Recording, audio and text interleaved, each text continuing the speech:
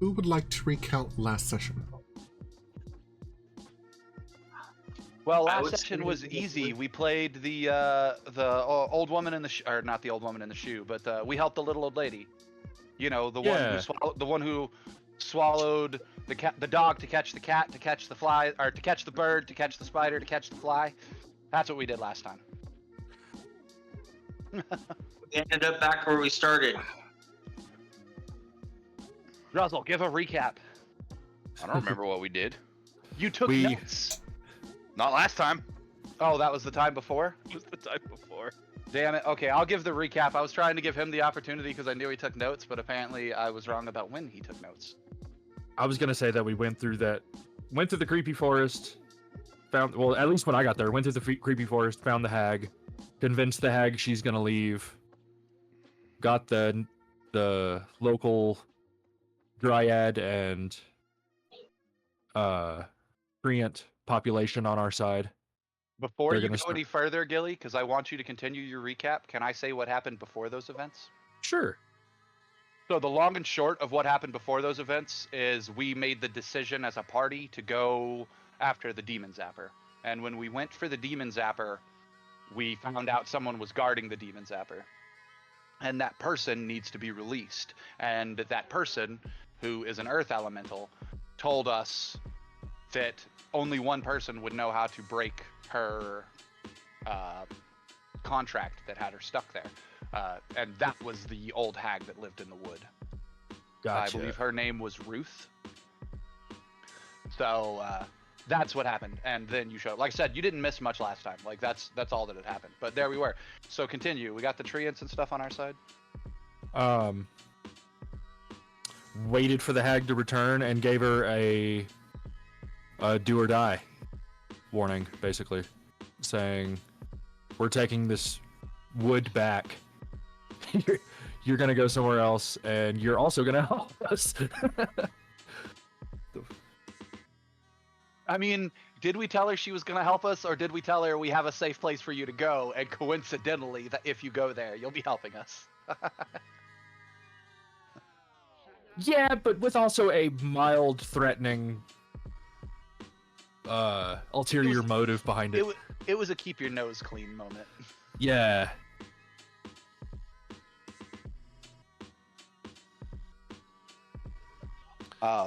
Do you remember what Ruth told us would solve the thing?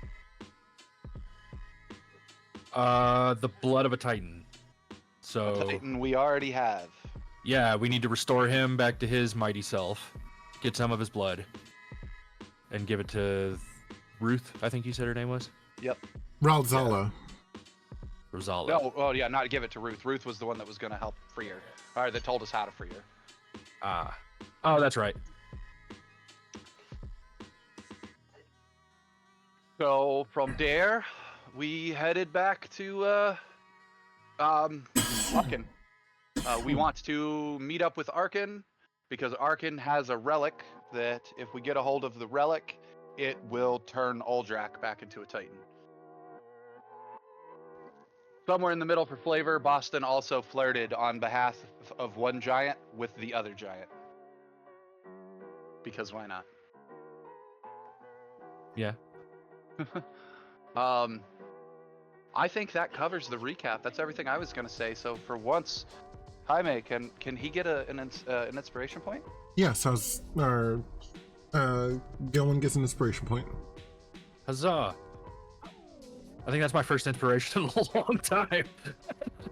Honestly, it's the first one anybody's got besides me on a recap in a long ass time. That's for damn sure. It is, but you're the end game storyteller anyway, so it kind of works. Yeah. Oh yeah. It more than just kind of works. It's just is. Yeah. I've got to look up a spell, but if it works the way I think it does, Jaime, we may not be going all the way back to Arkin's Tower immediately first. Like we're on the road there already, but you know what I mean. You can see in here a particular creature you choose that it is on the same plane of existence as you. The target must make a wisdom saving throw, which is modified by how well you know the target and the sort of connection you have to it. Knowledge knowledge, second hand, first hand familiar. Oh. Really? This is gonna be a pain in the ass. I was gonna cast Scrying to figure out whether Arkin was at his tower or where he was at. But I'm not really sure how to read this spell. Oh, scry? Yeah, I've never used it before. I neither know the target well, nor have met the target. What is my normal spellcasting modifier? Because that's my math. To see if this would even be worth it to me. Because I didn't realize it was going to have all of this other stuff. I think my normal spellcasting modifier is 8. So my saves would be a 16. Is that currently being upped by my item?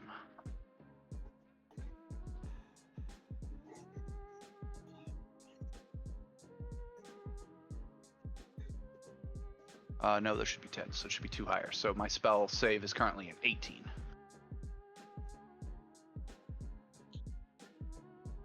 So this modifier, this 18 is modified. I have second-hand knowledge, so it becomes a 13. And I have no connection to adjust the save.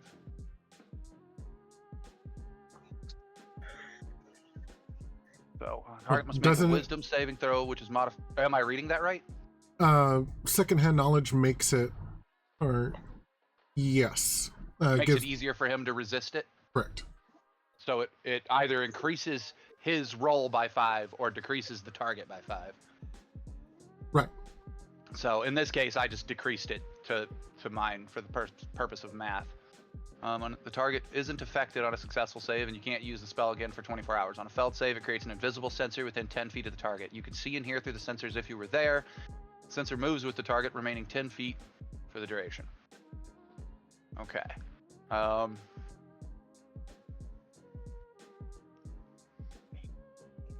Yeah, okay. Do you guys think I should try to scry and look at? He's not gonna know it was me. Yeah, he won't know anybody tried to scry on him if it fails, so fuck it. Yeah, I'm gonna try to scry on Arkin.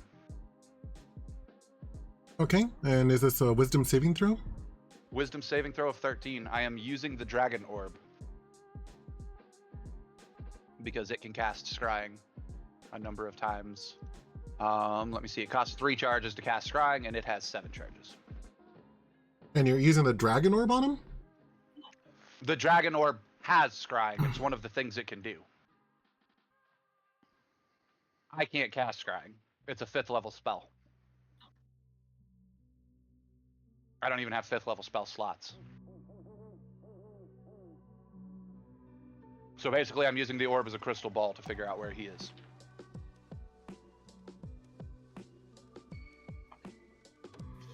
Mainly because literally 2 sessions ago, I made the check to make sure I succeeded on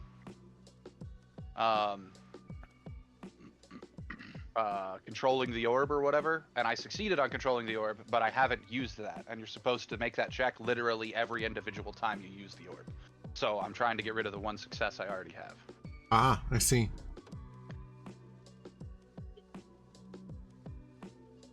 Is he rolling with disadvantage? He's dragonborn. They have disadvantage to... I'm giving it disadvantage because I think it's nice flavor. I love it. Have an inspiration point, Jaime. I think that's great. Especially since you rolled a 12 against the 13 target. Where is Arkin the Cruel? His name is Arkin the Cruel? Good to know.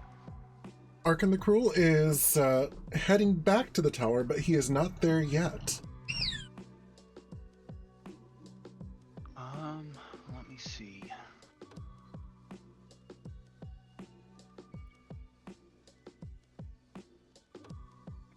I mean, I tell everybody where he is, and should we catch him off his guard? I want to catch him off his guard. You guys can see the look in my face. Like, I want to catch him off his guard, but I ask the party. In particular, I ask Cam and Druzzl. or Gilly and Druzzle, but yeah. Oh, Jaime, I was gonna ask. We rescued somebody from Mahadi's Emporium, the guy who had a slave collar on. Which character is that? That was Nathaniel. Nathaniel. Okay. His in Caravan of Boss Stone, his thing still says he is garrisoned at High Hall. So if you want to put that he's with the party. Thank you for reminding me. I was still on that page when I looked up at Discord. That's when I had open. Nathaniel is a mentalist, right? No, he's a gulag. Never mind. Okay, then yeah. So party. What are your votes? Or do we want to meet him at his tower or catch him on his own?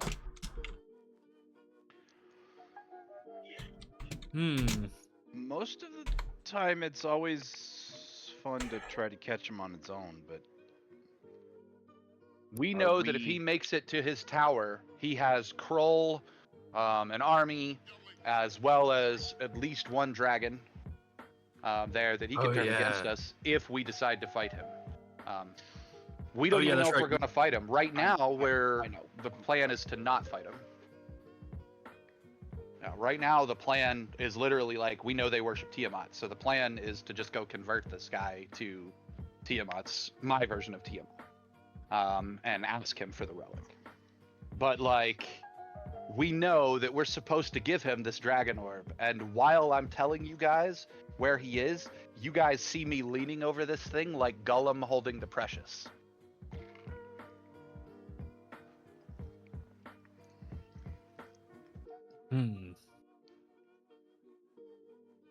So Boston's like, let's go get him in the dark, but that's, what do you know? So Druzzl suggests that it's better to get him on his own. Yeah. Do you suggest that with a hint of malice or with a idea that we're still going to go talk to him? Just curious what your intentions are like.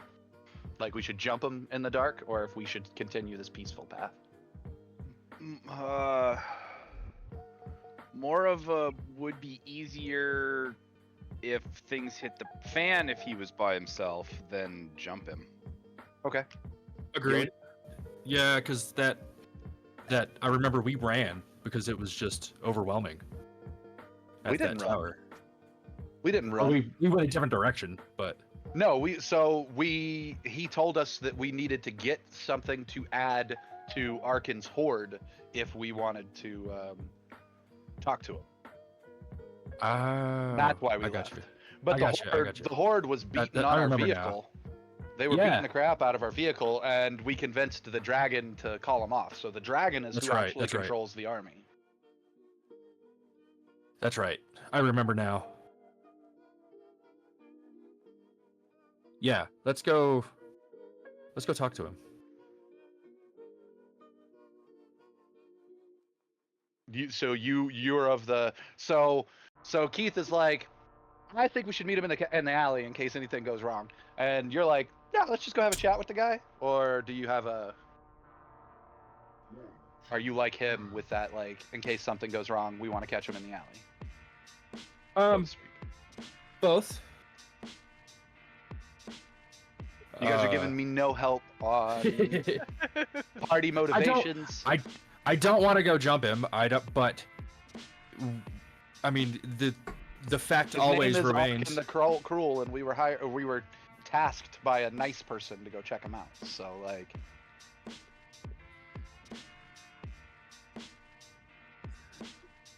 all right. While he's weighing over that, Girk, what do you think? I think we should, because it's us, we should absolutely be prepared for shit to go sideways. We should expect him to come at us. Yes. All right. What does Crickendult think of this guy? Crickendult's a native. He's probably heard of Arkin the Cruel.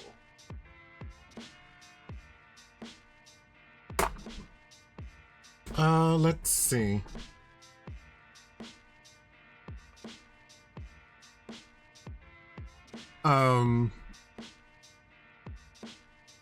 Arkin's kind of scary, honestly.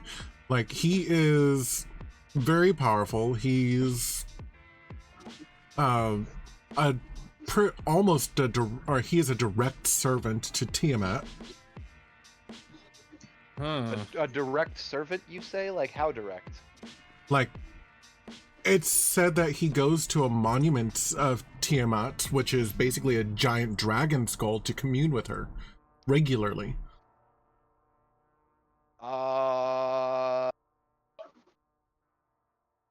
Can we use that to our advantage? Yeah. I say we wait to attack him. We don't even try to talk to him. We camp just a little ways out and wait for him to leave the castle to go back to the monument. Because that's probably where he just was. And I think that's where we should catch him. And by that, I mean Boston seems really interested in finding this monument of Tiamat.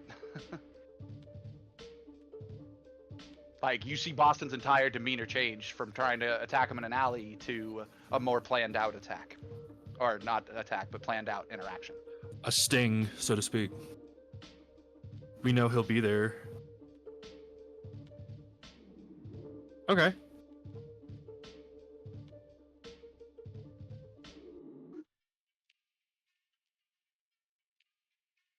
That's my vote. I think I agree.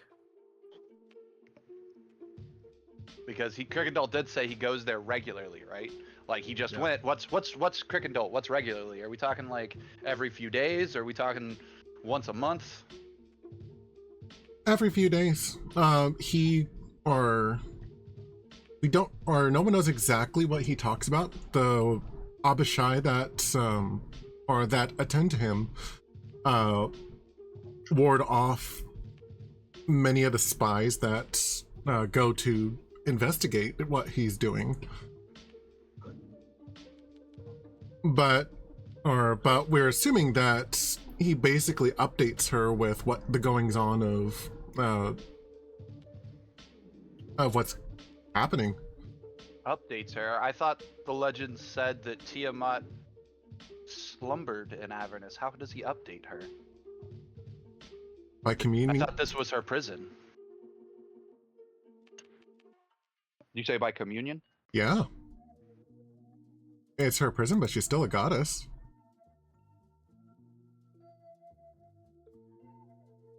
I turn my head sharply and I look at him with fierce eyes and I say, not anymore, she isn't. Oh. He puts up both hands. Sorry, I didn't mean to offend. I must decide how I want to approach this guy, but I want to approach him as members of the same church. Like, I'm technically a member of the church as far as, like, the same church that he is, in the sense that Brother Silence, Aiden. But, like, we converted the church above. Yeah. I still have to approach from the concept that we're going to try to convert this guy, but I see it a little bit more like he is a herald and archbishop. He's an archbishop in the church. From equivalency side, I'm from a less powerful church, but archbishop of the church, effectively same thing. Both of us talk directly to our God, or have interacted directly with our God. So I have to make sure I approach him from that equal spiritual level if I want to put him in his place. But I got another thought on that, which we'll get there when we meet him. I think the party is down for a sting. Fick, are you down for a sting? Sure, why not? Druzzl, what about you? What do you mean by sting? We camp out until he gets back to the monument that he's at, and we visit him there. Sure. I doubt we're gonna get a full week of downtime out of this GM. So how many days before he leaves the thing? I would have Girk and Gilly do pocket spider, stealth, and perception instead of me having to scry, so that they watch the camp and wait for him to leave. Okay. Because that's a much better method. Does your scrying allow you to hear? Scrying spell. I still have it open. On a failed save, the spell creates an invisible sensor within 10 feet of the target. You can see and hear through the sensor as if you were there. The sensor moves with the target, remaining within 10 feet of them for the duration. Okay. A creature that can see invisible objects, so if he casts see invisibility around him at any point, would be able to see a sensor as a luminous orb the size of a fist.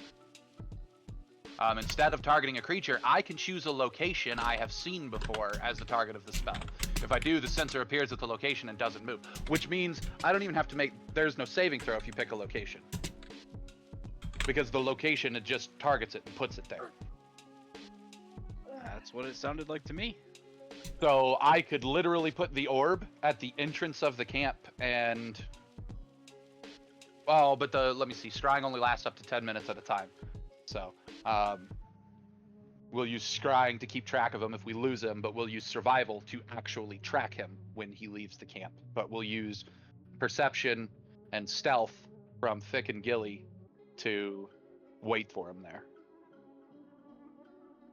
I can always plant the scimitar.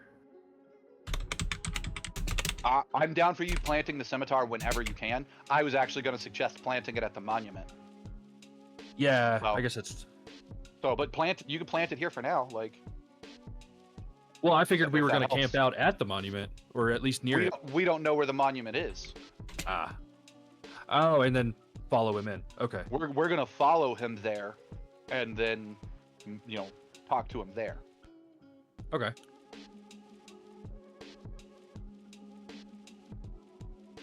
So, does this sound like a plan for everybody? Yeah. Groovy. Then yeah, I would, if I were the stealth roller, I would be making a stealth check and then asking Jaime how many days before you guys see him leave. I will make it in just a second. Okay. I'm not currently at my desk, but I'm on my way. But I'm on my way. I don't know where I'm going. I'm on my way. Taking my time, but I don't know where. Goodbye, road. See the Queen of Corona. It's a good song. So do I have Pass Without Trace? Yeah, I'm gonna... Well, before you guys make the roll, I literally said I would do it this way and ask Jaime this question. So, like, that's how I would do it. But y'all gotta ask him what the plan is.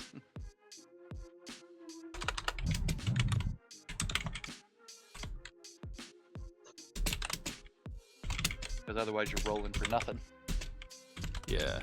You can be the first one. It sounds like he is typing anyway, so he might be sending a message to somebody. Okay. No, this is why I don't drive. I was seeing fine. I just blinked. I can't see my computer screen. Oh, no. Yeah, that's no good. Yeah, this is why I don't drive anymore. Yeah.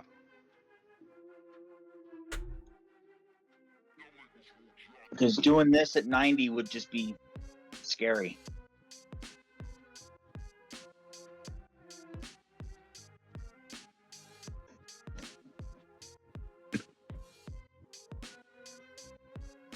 Minotaur.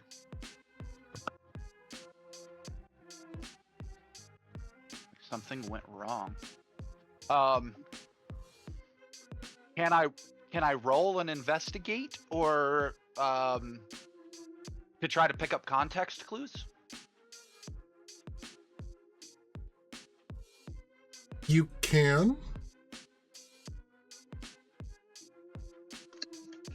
Wrong mouse. Multiple computers. All right. Skills.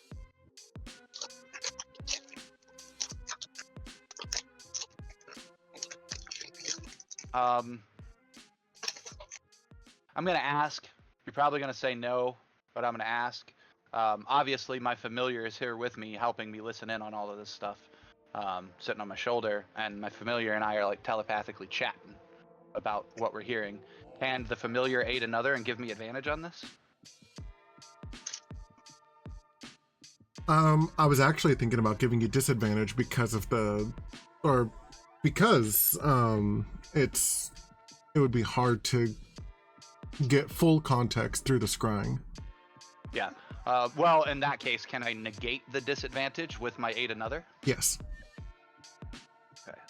I am looking Flat for what roll. I'm saying. Investigate. Yep. I also could have cast guidance on myself, but nope. So I got a 6. Nothing more than I've already got.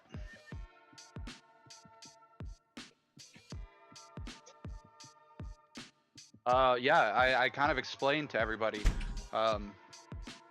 No, actually, I don't. I don't explain a word. I chuckle and make the assumption that the reason that they are having trouble, and the way the sensor works, let me see. I'm seeing it through the orb. So the question is, can the party see in here through the orb, or can only I, as the person who's attuned to it, see it? I think only you can. Okay, so theirs is just like they see shadowy figures or whatever. You guys see me lean over the ball and just sort of laugh to myself. So you guys can ask about what the laugh is or not at your own peril. Everything all right, Boston? I stop, I look up, and I go, out of game, Gilwyn, do you have like a full name that's like one of those long, weird elfin names? Not that I had ever thought up, no. I That's just why I'm always been asking calling for role. Gilwyn. That's why I was Gilwyn asking for Ramsthorn. role play purposes. Is there a long one and you just use that one, or is that your name, Gilwyn Ramsthorn? That's the name. Then when you say it, I say, Stone Gargoyle, and I say it very sarcastically, or Stone, what did we call you? Stone Mongrel? Or the Gargoyle, Yeah. whatever. I say your nickname, back very sarcastically, like, why the fuck did you call me Boston? And then I say, it seems something has gone wrong with Arkin's ability to reach out to his god. Perhaps it's because he doesn't yet know that he's praying the wrong way. Yes, I think visiting him at his soaps are on. That's funny. Yeah, I basically I say that my presumption is that he's praying wrong. I look forward to showing him the right way. Interesting.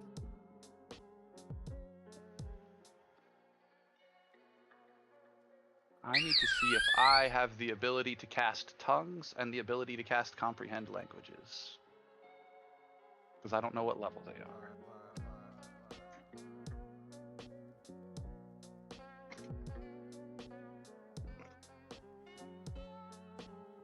Just so that I know. But otherwise, yeah, sounds like we're camping out. Okay. Yep, I can cast tongues. Comprehend languages is a level 1 spell. I looked for you. Hell yeah. Vic, you no longer have to translate for me if you don't want to. Yay!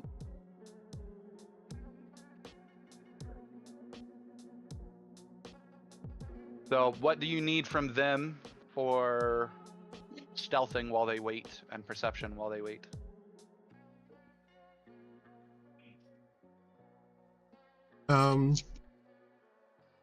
Stealth rolls and passive perception. See if that works. Well, Gilwyn, you're going to be in his pocket, so. Fair enough. And like I said, did you cast Pass Without Trace? Yeah, Just right did, there. Yep. Awesome. And then, is there any way I can get advantage on this roll? As long as you're keeping a distance, then yes, I will give you advantage. Awesome. This is going to be a spectacular roll.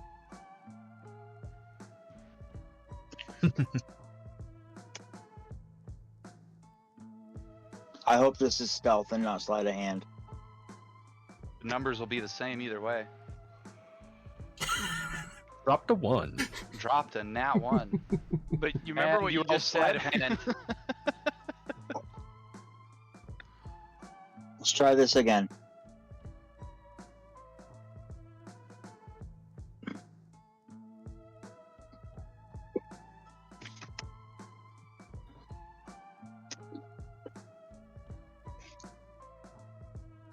36.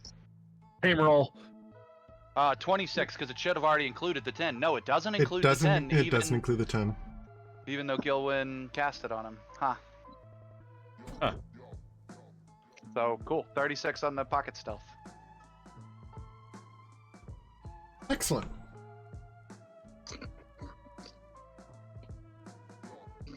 So Fick blends in with the shadows. Perfectly. And I've decided you're not in his pocket, Gilwyn. Oh, You're sitting on his head, and he's pulled his hood up over his head. I don't know if he'd like a spider on his head.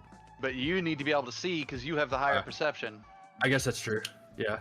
You can't be in his I pocket. could be a mouse or a rat or a. That's what I'm saying. You got to be something that he can that can see. Which would you prefer, Vic?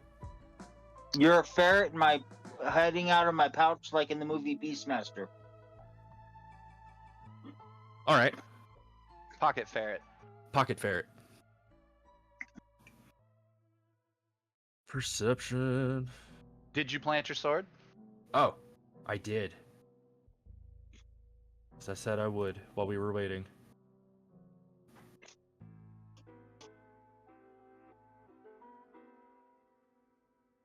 So I just get.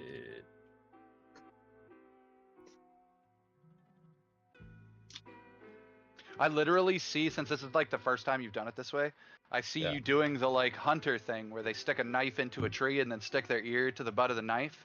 But you're like doing that with the sword in the ground. Yeah, in the ground. Well, I would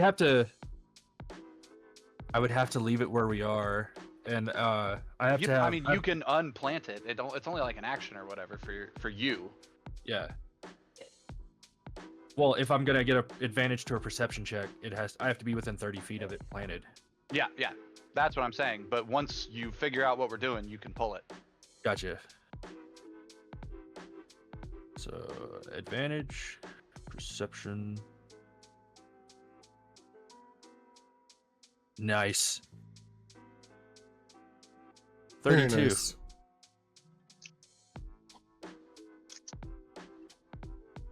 Okay.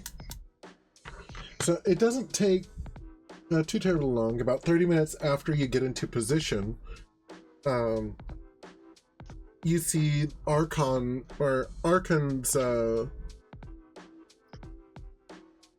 vehicle drive up and across the bridge to get to his tower. All right. Now we just have to wait for him to leave again, and you guys know what you're looking for now. All right.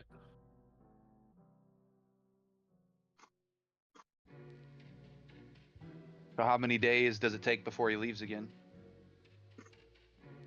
It's not actually very long. It's maybe 1 day. Okay. Make sure that you track that on your hell vehicle too, though. The hell vehicle got a full reset last time. I put in a new coin after all the back and forth. So I'm not worried about that. But we'll mark the 24 hours. Because of all of this and the party's currently separated while camping, I am going to think that the party, or at least those two, need to make their exhaustion checks because they were out there for a day.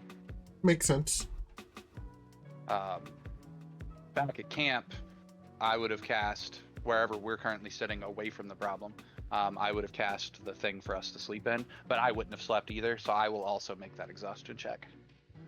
If I remember correctly, I don't have to make it because of my alignment. No, everybody has to make it. The alignment has nothing to do with it. It's actually the heat, and there's actually, like, the alignment does have something to do with it, but it's like a desert. Like, there's heat and humidity and pressure constantly on us. It's an uncomfortable physical environment. But I will double check that. But that's my understanding, so double check it. Yeah, I don't remember exactly, but I thought alignment, like if you had evil in your alignment, you didn't have to make it because we're in hell. That was just the soul coins. Oh. Okay.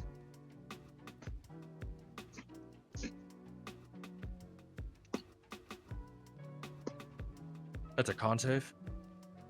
Yep, but it's only a DC 10 con save for the first one.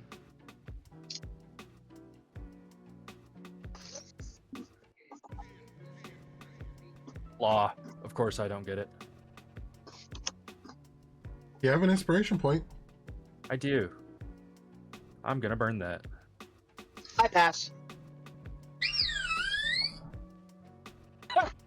Are you kidding? Gilwin, what the hell? Crap.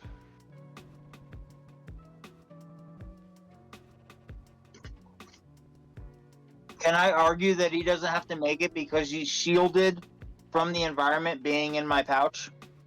He's not actually shielded from that environment in your pouch.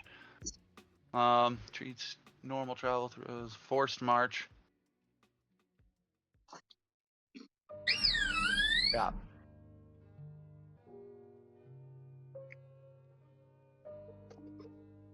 Yeah, so no, you're right, Girk. It is the evil treats normal travel, or non-evil treats normal travel as exhaustion. So you would have been fine anyways. We haven't used the exhaustion in a while because we haven't had to. There's been loopholes. Right. But all right, I gotta make mine.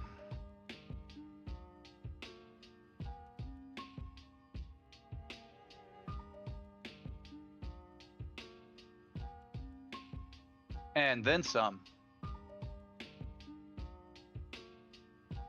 I'm sorry, Gil, you're exhausted. I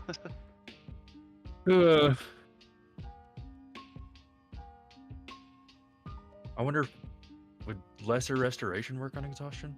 Probably not. I think exhaustion's greater restoration, but let me check. Exhaustion 5e. Conditions table.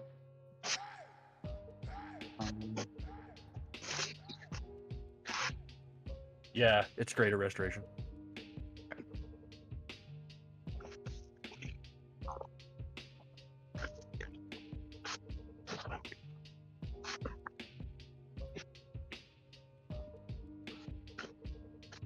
I looked up greater restoration, the spell. And it says in it. Yeah, it says in it, you can reduce exhaustion by 1, or you can do one of the other things, and those weren't that important to me. What level's a then- greater restoration? Level 5. Oh, no, can't cast it. Sorry, bud. Yeah. Yeah, and I could potentially have access to lesser restoration since we spent a night here, but it wouldn't help anyway, so it'd be all right. Yeah.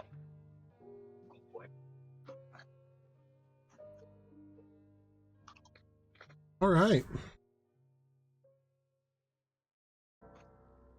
After 24 hours, Archon and his entourage get back into their vehicles and start driving back, presumably back towards the monument.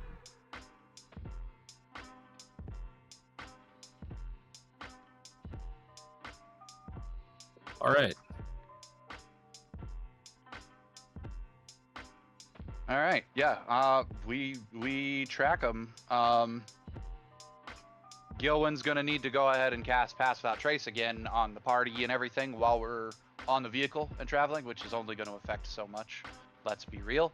But what's your range on Pass Without Trace? It's like 30 feet, isn't it?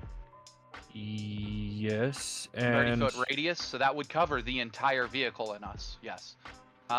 So you could dim our vehicle's overall signature while we're following, and we follow from a little ways back. Whoever's got the highest survival check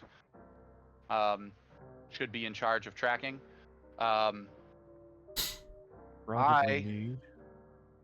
I don't know. I'm not trained in survival. Anybody who's all trained in survival? I am. Probably Druzzl. Druzzl, are you trained in survival? I'm checking. Hey, I gotta look at something. My sheet says I have access to a 5th level spell. Oh yeah.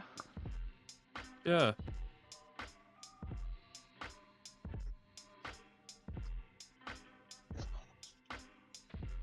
You're a 5th level spell.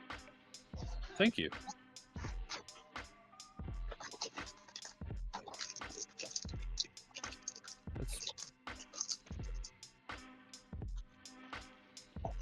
It doesn't. Mhm. Why would it say?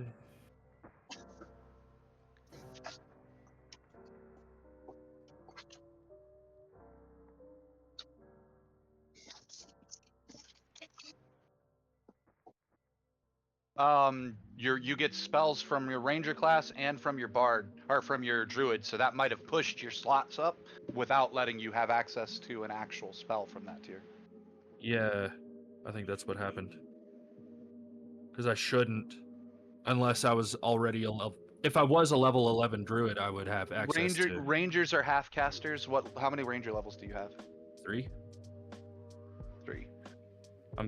No, 7 and 4. Sorry. 7 and 4. Oh, then yeah. So you're effectively a 9th level caster. So yeah, you would have access to 5th level spells. Seriously? A 5th level slot, yeah. Oh, cool. I did not know that.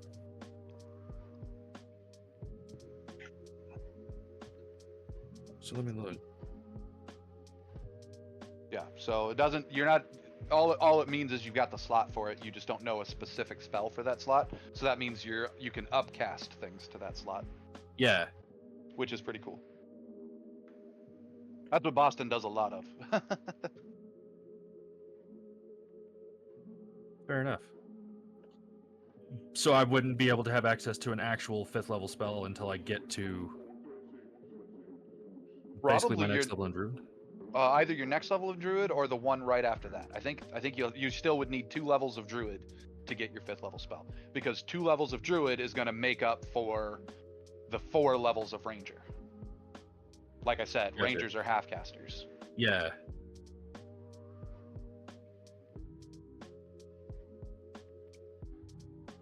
So Cool. that is why, sir. But okay, cool. Yeah, it'll be level 9. Druzzl, do you have survival? Yes. What's your role in survival? To survive. What's your number, Goober? +8. +8. What's yours, Gilly? +9, and I could plant the sword again, and then just take it up. No, we want to be Right. following along behind him the whole time. So Okay. So yeah, I Um, can roll my straight 9. yeah, one of you. I guess if you're gonna roll the 9, then Druzzle would aid another on the check. Sure. Can I cast guidance on myself as well? Out of game, yes. In game, or I would personally, as the GM, tell you no. But there's currently in the rules nothing stopping you from guiding yourself first. No. From story wise, you're also currently concentrating on Pass Without Trace while trying to track. So Yeah, then I can't. I would allow guidance, but you get disadvantage on the overall check, negating the advantage that Druzzle I can gives do you. it. I can give him Or guidance. or Druzzle can go ahead and be the one that casts guidance and aids another. So there you go. Yeah. And it would be a flat roll because I have a level of exhaustion, right? From distance. Oh, I forgot. What's exhaustion give? I think it's a disadvantage on. First level of Caps. exhaustion. I am pulling up the condition chart right now. Okay. I had it open and closed it because I'm an idiot. Disadvantage on ability checks. Yes. So Yeah. you can aid another and give him advantage, or he can aid another and remove your disadvantage. I think it would be more advantageous to give him advantage. And have him make the roll. Yeah.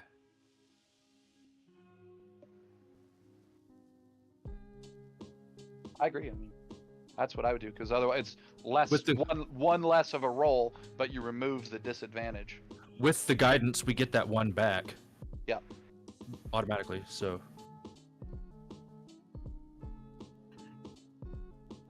It would be like if That's- I'm just rolling it with advantage. So. So that is our suggestion, Jaime. They would like to roll survival to track the guy, with Gilwyn giving aid another to Druzzle to make the check. Sounds good. Make your roll. So I'm doing it at advantage. You're doing it at Yes. advantage plus a d4.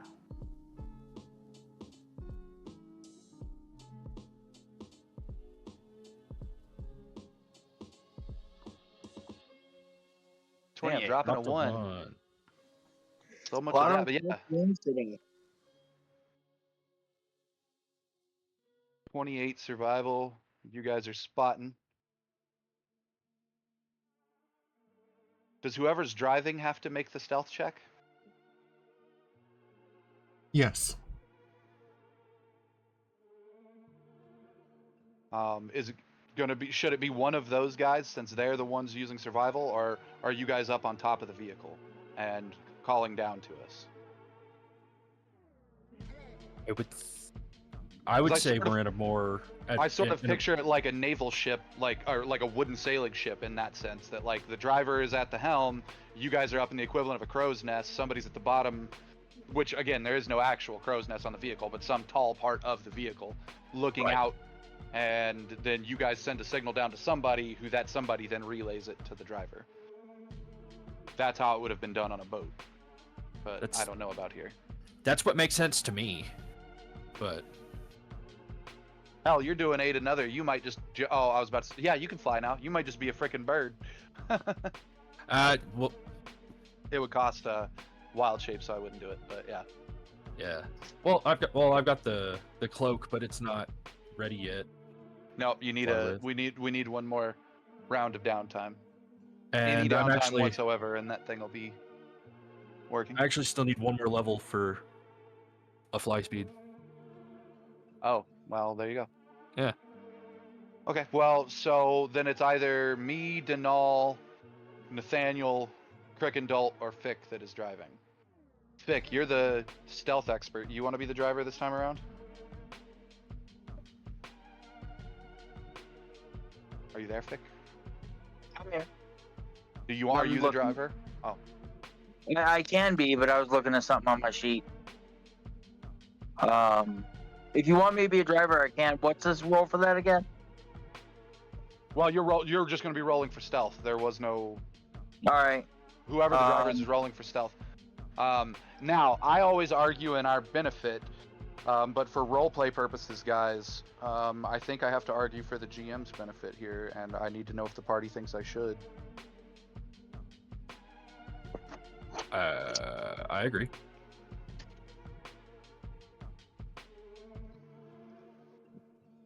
Sure. Go ahead. Strictly speaking, any actual ability checks that we make using the vehicle, not weapon attacks and whatnot, but like driving, anything like that, we could probably do basic driving the way the rules work. But anytime we actually have to make an actual skill check with it, if we don't have the skill proficiency, which is a proficiency in the game, land vehicles, then we make that check with disadvantage. So that means that in the case of stealth, or in the case of perception, it's a little different.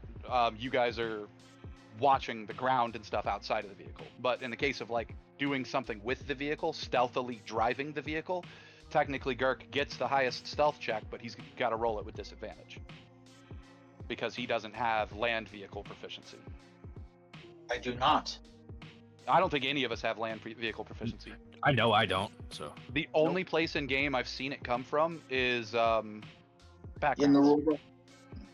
There are several backgrounds that have land vehicle proficiency.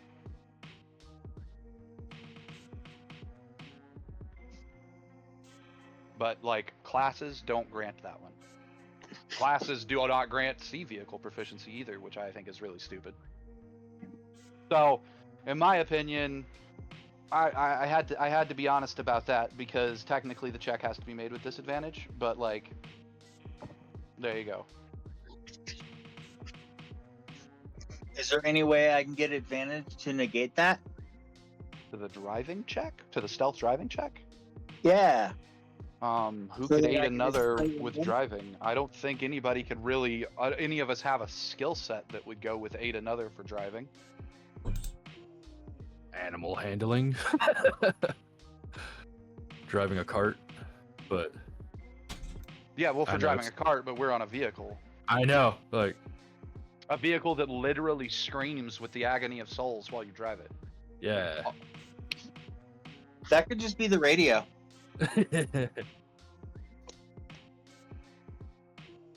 Ah. Is there a spell that gives somebody advantage on a skill check? Guidance, right? No. Guidance just gives the D4.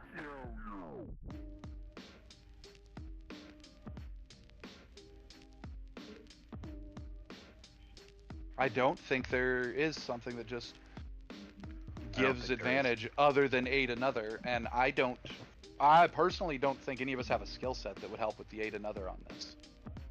Okay.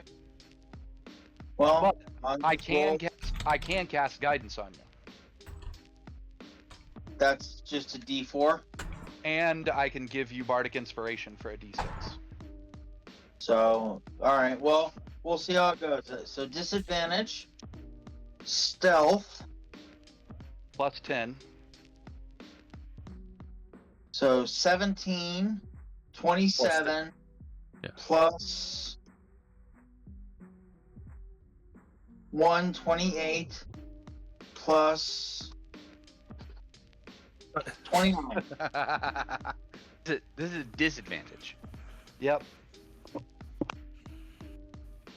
29 with disadvantage. Yeah. There you go. Oh no, how terrible. Guys, there's the reason why I was like, I feel like I need to be honest about this, because I knew Girk was still gonna nail that roll. He rolled a 5 and still got 17. Right? Expertise is brutal. It's a Yeah, it great is. skill booster. That's why I have a plus 13 in perception. Oh, jeez. But, alright, so, yeah, we stealth track him, right, Jaime? Mm-hmm. Cool. Yeah, and then we head to the monument. No, his passive was 42.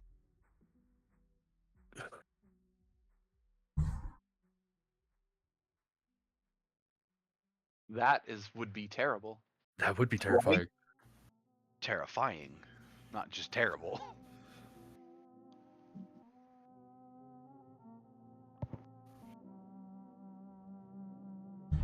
Let's see.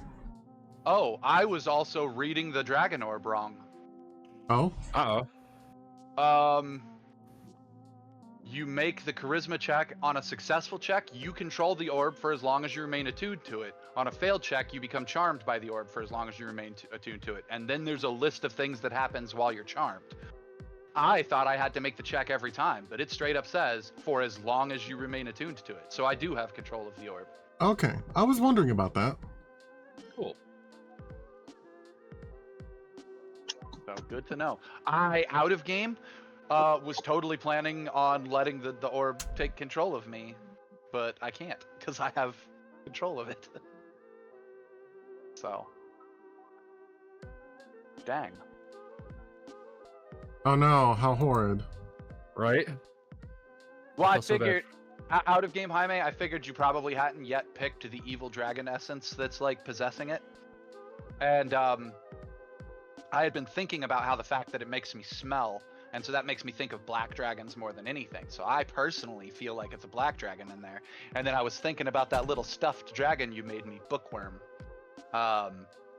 which is a black dragon. And suddenly I have this whole idea in my head for a personality for when the dragon that's inside charms me.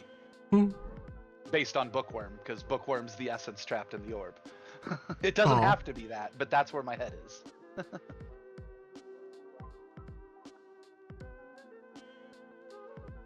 But okay, well, dang. Sorry, interrupted. I thought that I had an image for... Did I just not... Hold on, I need to look at my assets. Because I could have sworn that I got an image for this. Oh, yep, nope, it's right there. I just never made it a map.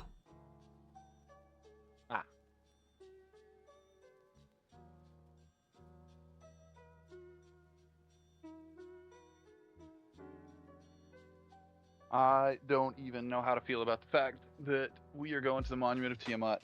I've got to pull a whole bunch of Tiamat roleplay stuff out of Boston's ass now.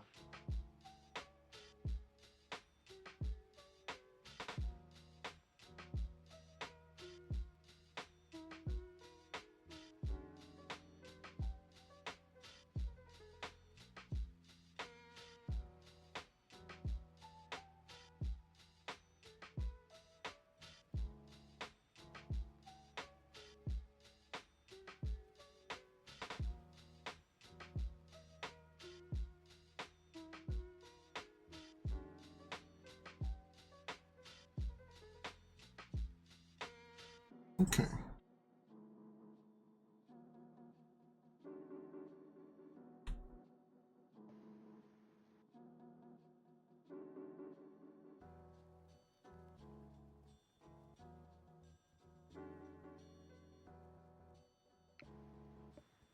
Now,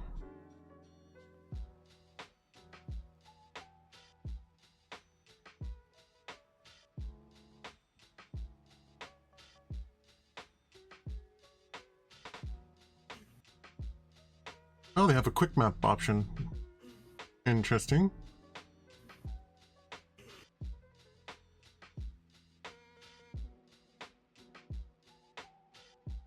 But if I do that, it doesn't let me adjust it.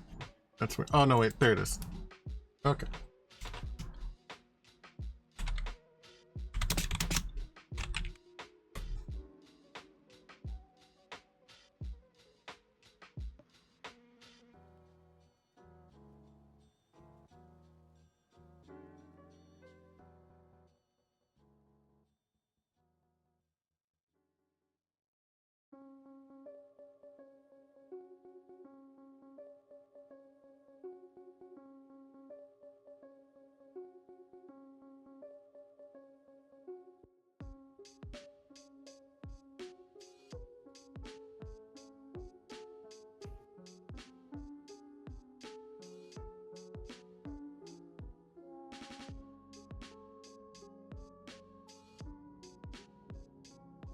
Let's see.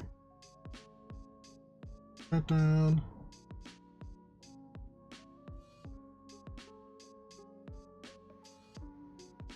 Oh, he's pulling that up. I also tell the party to costume up for this. Indeed. We are known down here as like heralds of Tiamat. If we want to be welcomed at all when we show up there and not just attacked on sight, we've got to sort of put on the same face that we put when we made it to his tower. I definitely agree.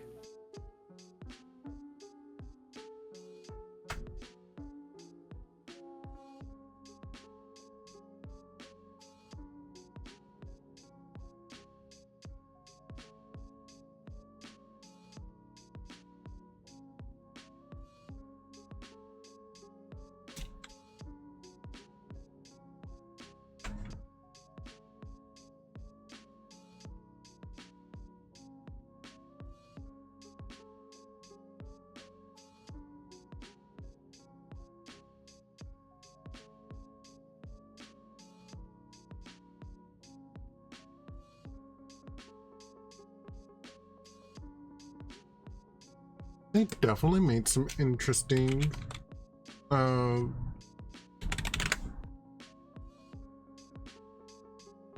changes to this. One thing I hate is that I keep getting a error log every time I open up an NPC. They're gonna probably see that a billion times on the VOD.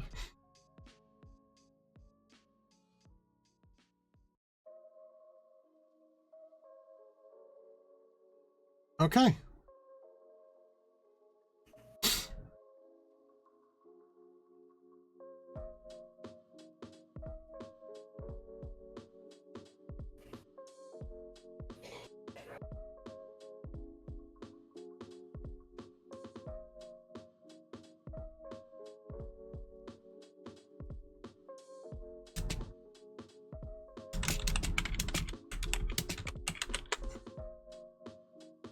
All right, I'm sending one last thing, Jaime. Okay.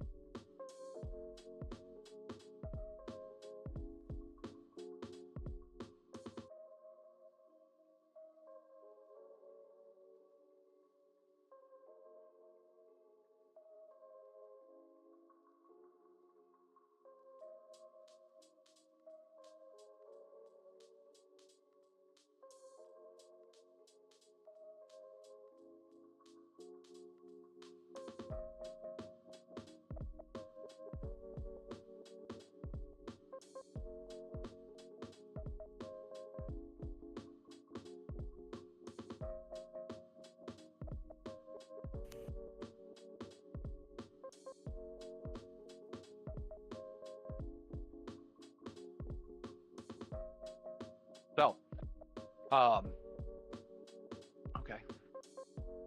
That's it. That's everything I needed to send. And oh, I need to remove my inspiration point.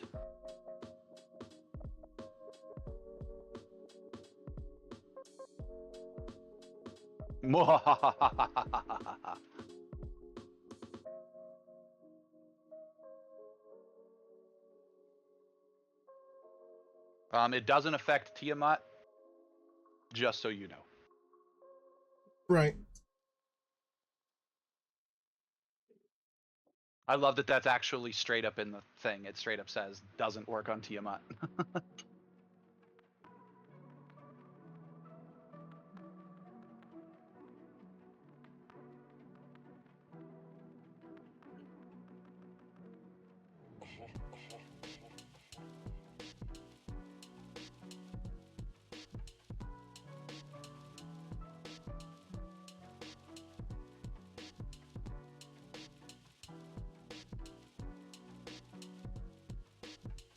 And it is 6:45 my time, which is close to when we normally take a bio. This event is probably about to be a bigger event encountering Arkan. Do we want a bio now before that? I was gonna say, doesn't Girk have something that he needs to attend to? Oh. Dirk, That'll chime in. be. I think he said that's going to be after 6.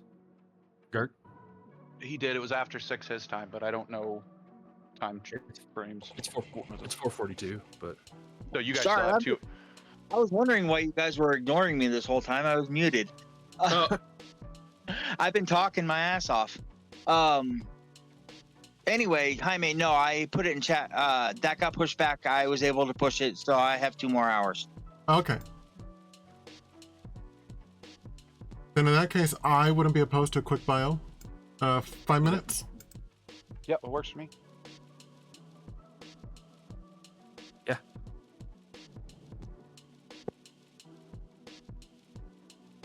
Alright, I'll see y'all in a bit. Okay.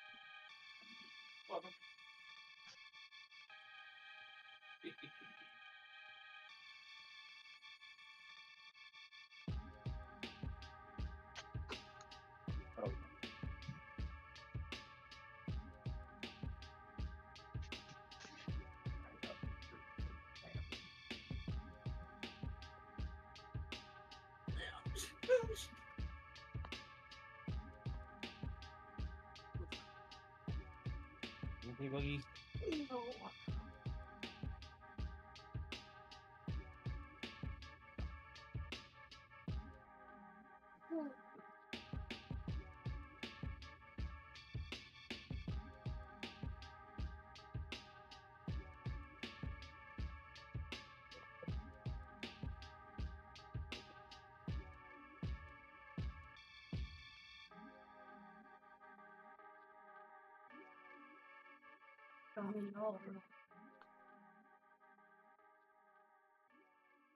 Oh, I'm not hearing now.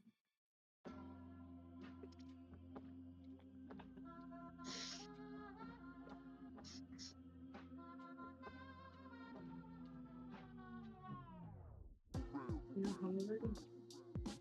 Just munchies.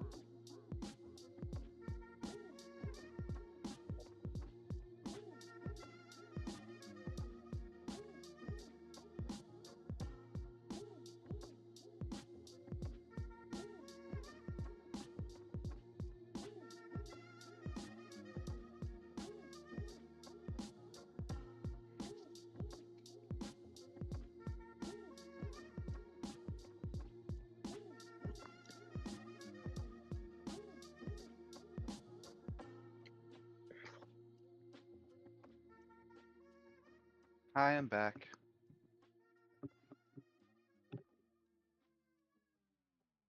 Hello, I never left. I figured. I'm back.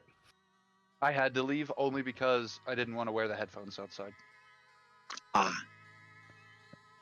I try not to take these are nice headphones. I try not to take them really too far from the computer.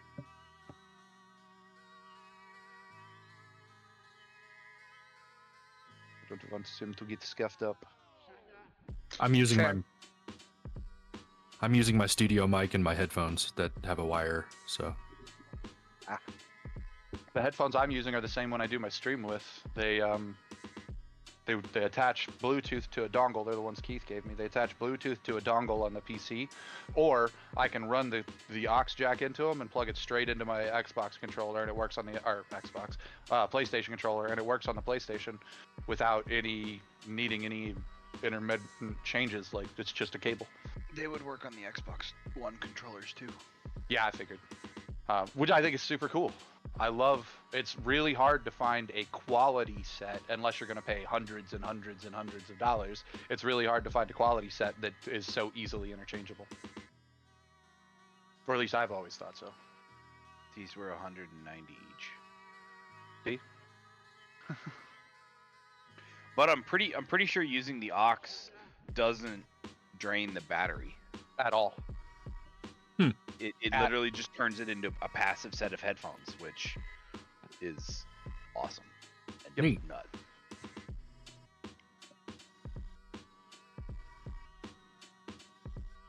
I hear whistling from Jaime's side. Are you there, sir? Jaime is not back yet. Guys, I did a thing and I'm sorry.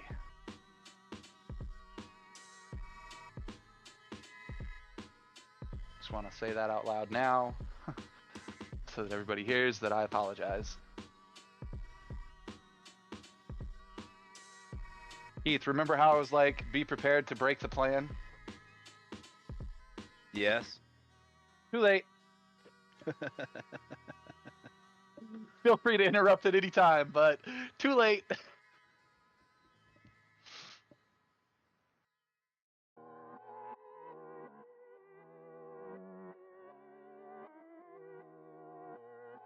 Yeah, in fact, that's some crazy shit about to go down when we encounter this guy. Not just it might hit the fan, let's be real, it's us. So, like, you might want to just go ahead and be prepared to nip the plan in the bud.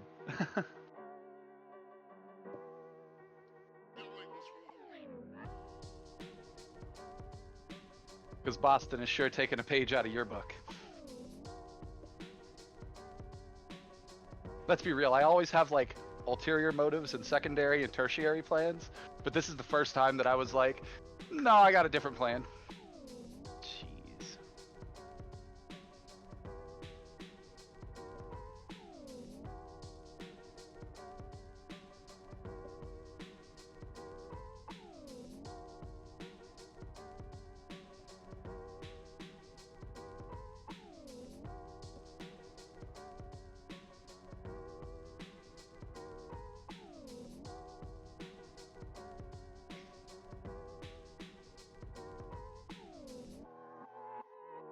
Oh, well, I can do that when he gets back.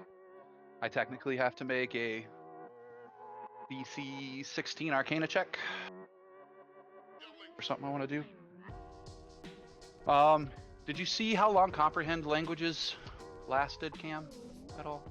I didn't. I just looked at the thing, but I can look it up real quick. So tongues is an hour. An hour. Does it require concentration? Yoop. You say yes, or did you close I closed it. No. it? Nice. They both just last for an hour. Sweet. Yeah. So yeah, I gotta pop a 3rd level slot and a 1st level slot. 1st level slots are easy. I currently have a lot. 10, 15, 20, 25, 30. So I've learned that this. I currently have 32 1st level spell slots. Wow. Nani? You gave me 24 hours, bro. Welcome back. 3rd level spell slot. I'm gonna have to roll a DC 16 Arcana check though if I want to cast Comprehend Languages. Oh, actually, I'm gonna have to pull Comprehend Languages back up myself, anyways. Cam, I assume it's on one of my spell lists, but I can only cast it if it is for sure on one of my spell lists. It's on Bard. spell It list. is on Bard, Sorcerer, and Warlock. Perfect. Yeah. So it's not on Cleric, which I have Cleric as well. But okay. I have Bard, Sorcerer, and Warlock. I just have to use my my apparatus, my bag of sand, to cast Comprehend Languages. So that's fine.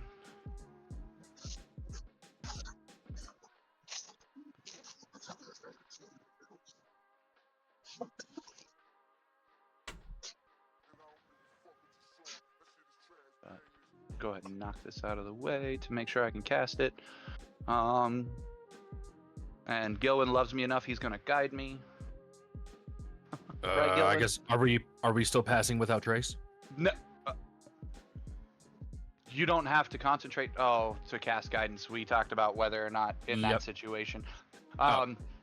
Yeah, no, it's fine. It is a concentration spell though. Like I can guide myself. It's just a DC 10 Arcana check to guide myself, and then a DC 16 Arcana check to cast the spell. Druzzl could guide you. I'm gonna assume I do this while everybody's still working, because this is part of the costuming up that I'm doing.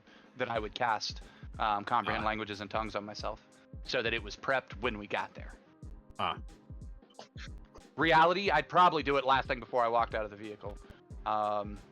Cool, I cast guidance. Now let's see if I can successfully cast. So Comprehend Language was 1st level, but Tongues is 3rd level. I need a 16. That's not a 16. That is not a 16. I just wasted a 3rd level spell slot. Oh, no, I didn't. Oh, no. Oh, shit. I have to look at the apparatus. This is the first time I failed to check. Oh. Oh, God. Oh, God. use my I literally might have just blasted myself in the face. Oh no. Would you like to use my inspiration? Let me see what can happen first. Honestly, I kind of see where this goes. I will roll a d6 and I either cast Fear, Feign Death, Fireball, Gaseous Form, Sleet Storm, or Stinking Cloud on myself. Oh god. Fick, please use your inspiration. Go ahead. I really don't want to shoot myself in the face with a fireball. Good lord. But that sounds like fun. Right? I didn't ask how big the room was. I said I cast Fireball. I successfully cast Tongues. Oh. Whew. Sorry, Jaime. Nothing like trying to cast tongues and then having a fireball erupt from your mouth. Right, I'm gonna roll a d6 just to see what spell would have got off. With a 5, Sleet Storm. Oh god. So, Sleet Storm in my mouth. Let me just look what Sleet Storm 5e does. Not Skeet Storm, that's really inappropriate. Yeah, giggity. Huh? Skeet is a slang term that came from rap, actually back when you and I were in high school, Jaime, for jizz, for sperm. Oh. So, Oh. definitely do not want a Skeet Storm in your mouth. Oh, skate, motherfucker. That's what that song was talking about? Yep. Yep. To all Skeet got dang. Yep. It's a 40-foot area cylinder. Would have expanded out from my mouth until the spell ends. Freezing rain and sleet fall in a 20-foot tall cylinder. Oh, 40-foot radius centered on me. So yeah, 40-foot total. The area is obscured, exposed flames are doused. The ground in the area is covered with slick ice, making it difficult terrain. When a creature enters the spell's area for the first time or starts their turn there, it's a dexterity or saving throw or fall prone. I wouldn't have taken any damage. I would have just filled the vehicle with a snowball and fallen on my ass. I used Sleet Storm for an awesome getaway in a one-shot we played with my other group. That's hilarious. It was fun. I've never used Sleet Storm at all. I don't think you've ever even read that spell. I'm really glad that didn't happen, but like there are worse things that could have happened. So, Yeah. I'll take it. I also wanted to look up tongues. Did you get the map and everything you needed together, boss? Yes.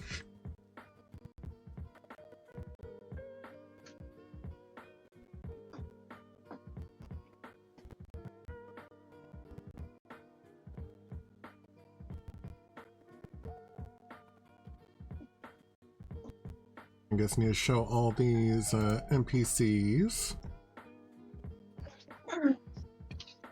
Oh my goodness, they did change the map. Hmm. They did change the way the map buttons all work and stuff. Huh.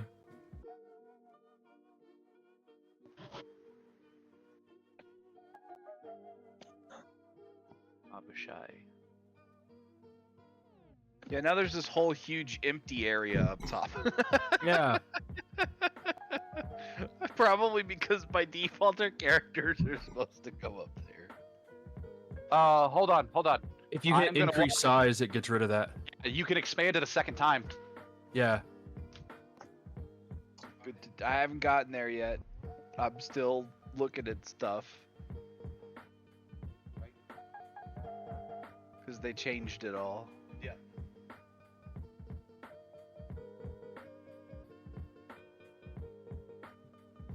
Wow. Yeah, that's interesting. I mean, I like it. I just wasn't prepared.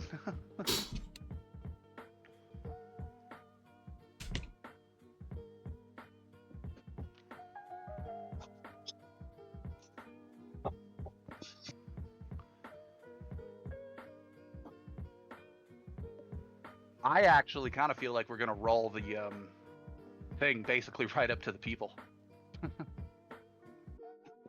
Personally. But As long as we don't run over someone's dog, I'm okay with that. Okay. A colossal dragon's skull leans up against a mountainside, surrounded by bones the size of houses. Acrid smoke rises from the skull's maw. A military tent has been pitched among the bones, and parked next to it is a two-wheeled infernal machine. Infernal war machine.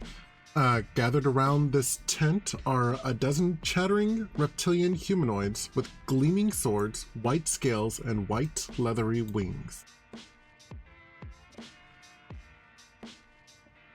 So are they just like milling around? Yeah. Or They're milling around. They're keeping watch. oh, there's a manticore back there too. Holy shit.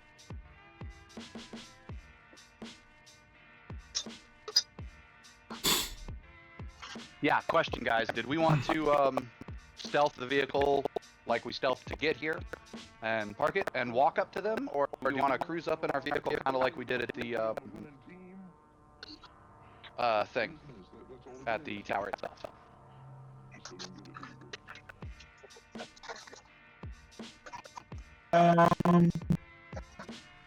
Well, are we gonna try and use the vehicle as like to our advantage in combat if it comes down to it?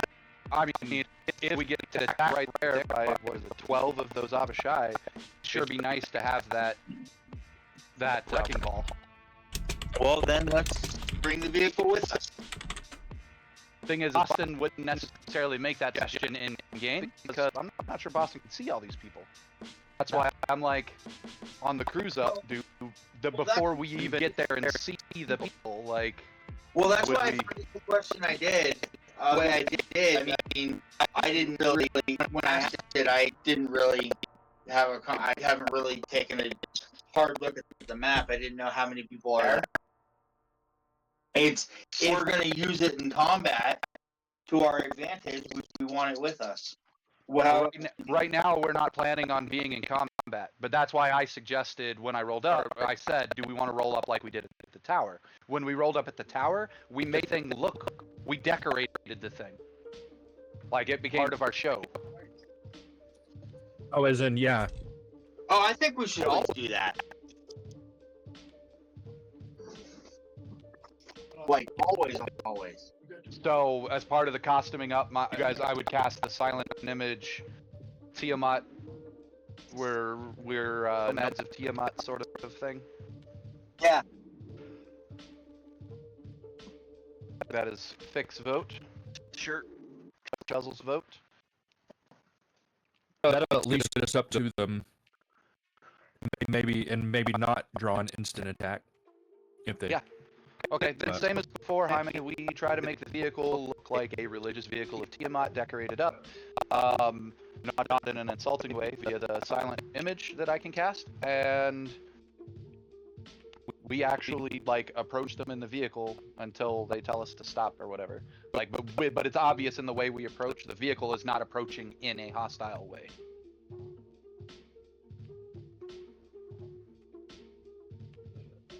Can you make a vehicle approach in a hostile way? If the vehicle has weapons, yes. Because the weapons could be pointed at everybody. Right now, the pet weapons like the spear chuckers are pointed straight in the air. The chain is hanging, is probably like the ball of the wrecking ball is probably latched up instead of hanging loose like it would be if it were quote unquote armed. I suppose that's fair. Oh, drive casual. Yeah, drive casual. That's exactly it. Oh my god. That's Felix just walked up and was like, drive casual. I'm giving Fick a point for that. An inspiration point. Get it? Awesome.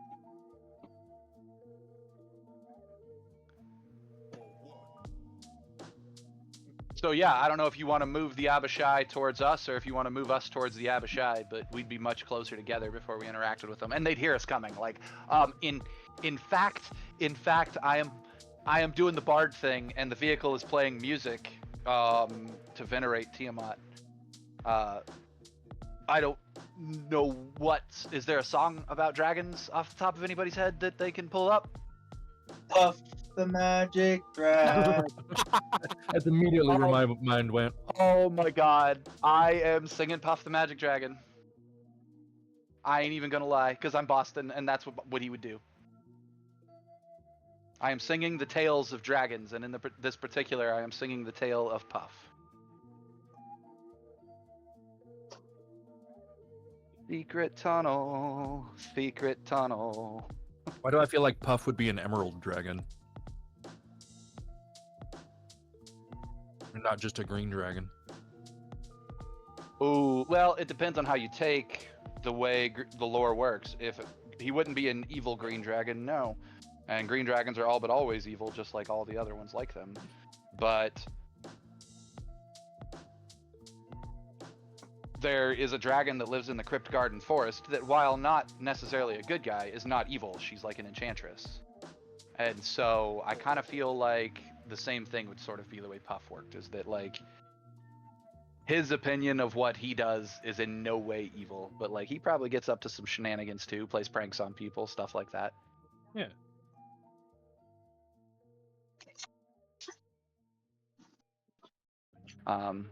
But yeah. And I am also, quote unquote, costuming, like, I don't know, at the back of the vehicle or whatever. Like, I'm separate from the rest of the party as much as I can be when we first roll up. Simply because I'm costuming alone, putting my costume on alone. Okay. The Abishai, as soon as they hear and see you coming, well, as soon as they see you coming, they they approach rapidly. Oh, I'm sure.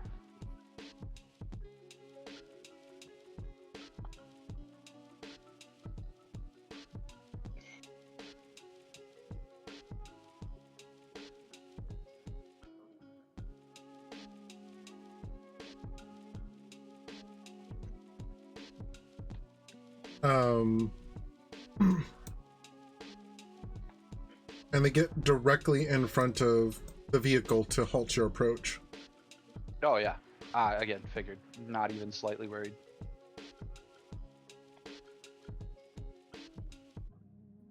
I don't know if anybody else is worried. No. We've won every fight we've been in so far. Not, Don't not with the say grinder up front. Not with the grinder up front. Right? That's why we brought the vehicle if we had to. Yep. Damn. Somebody had to do it. I figured it would be me. I love it. Haven't died yet. Don't plan on Vehicle- to now. I imagine the vehicle rolls to a stop. Fick, are you gonna let him? Are you gonna run him over? Or are you gonna bring the vehicle to a stop? Bring it to a stop. Doesn't even slow down. Just.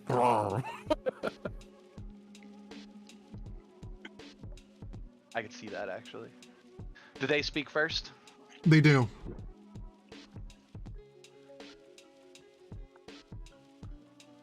Halt! There is an important ceremony going on. Leave. This is when I would come from the back of the vehicle across the top, like not in any weapon pods, straight to the front invisible. And I am in costume in a way you guys haven't seen at all. I am using my alter self and clothing. My form is no longer cat-like. It still is, I guess, in the sense that dragons are cat-like. But I am much closer to a dragonborn or a half-dragon at this point. I have gleaming horn/antlers that like curl out and wrap like ram's antlers do, just a single one, but they split at the back and also come up into like stag antlers almost. And the antlers are prisma-colored, so that they are the colors of the dragon lines. And scales run across my flesh that are the exact same way. Aesthetically speaking, I'm naked, but you can't really tell that because also in the clothing and in the alter self, because the clothing is what casts the alter self, I have given myself a pair of vestigial wings that are long enough, and they're useless, but they're long and flappy enough that they can be wrapped around me like a cloak, and that is what I'm wearing. I have used minor illusion to put a glyph that would be recognizable as like the symbol of Tiamat, full on Jaffa style, in the center of my forehead. The scales that run down my body are also prismacolored, representing the different dragon bloodlines. I move to the front of the vehicle and I say, "Hold yourself, Abishai." And everyone there knows that I'm speaking common and still understands it in their native language because of tongues. Before any greetings or before any satisfaction can be made on either part, please tell me who it is. I want to give this like proper greeting. I want to get this guy's name before we continue conversation. And I would try to say it in a very proper way that actually shows me like genuflecting to him, as though despite I am representing this super visage of godly Tiamat or whatever, that I am viewing these dragon-blooded things as still higher than me, like it's, or even this is their place even. Like I don't want to come across rude, is what I'm saying. Like I actively am trying to genuflect in a respectful way as I ask this man his name.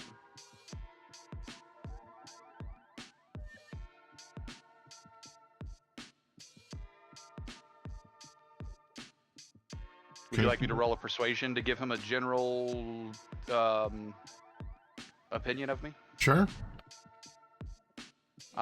Given that I am at a monument of Tiamat and I am a walking monument of Tiamat and how I showed up, can I get advantage on this check?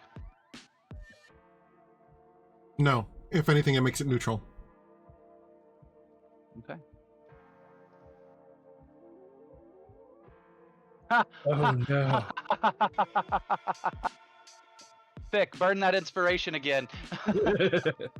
Hang on. I just nat Hi. one. I'm having issues. I can't see. If I do the map, I can't see the chat box. Oh, there we go. All right, I guess. Oh. I mean, I could take the nat one, but we're trying to get to the next stage. We need to get past these guys. Yeah, I know. For a 20 persuasion.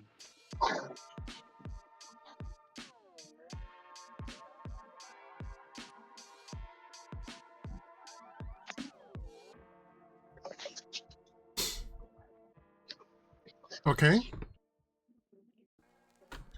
The Abishai narrows its eyes.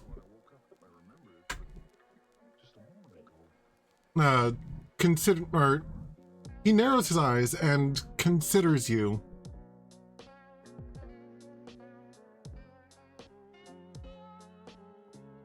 I am Bernard.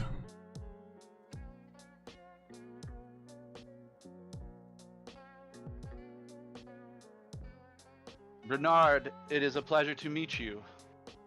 I am he that walks before the scale, she that slithers in the mud, the voice of the five as one. I come to speak as herald of Tiamat. Or I've come to speak as herald of our mother. And as I say that, I flare my Nyxborn, so my divinity shows.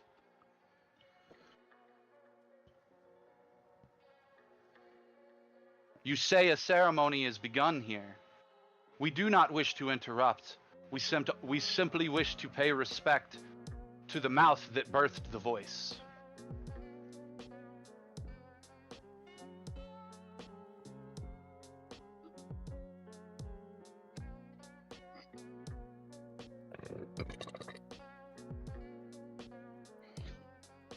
I'm hoping I can get enough awe out of these Abishai that they'll get out of our way.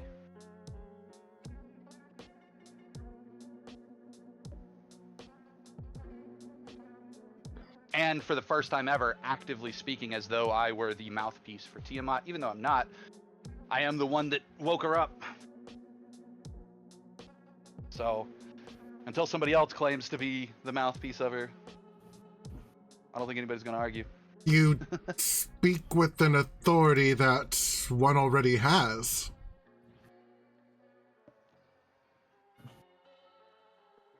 Wait, I speak with the authority that what? That one already has. I'm confused by what he's trying to say. He's So then, saying that maybe you someone should- else is already the mouthpiece of Tiamat. Oh, speak with the authority that someone else already has. Yes. Got it.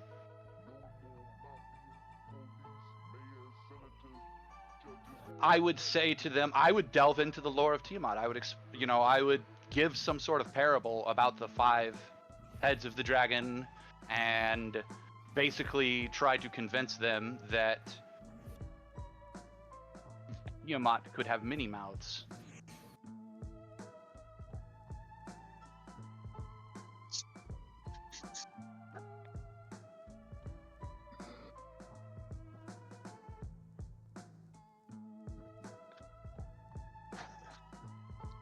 I also speak with the authority of someone who has stood in her presence, not spoken in her dreams.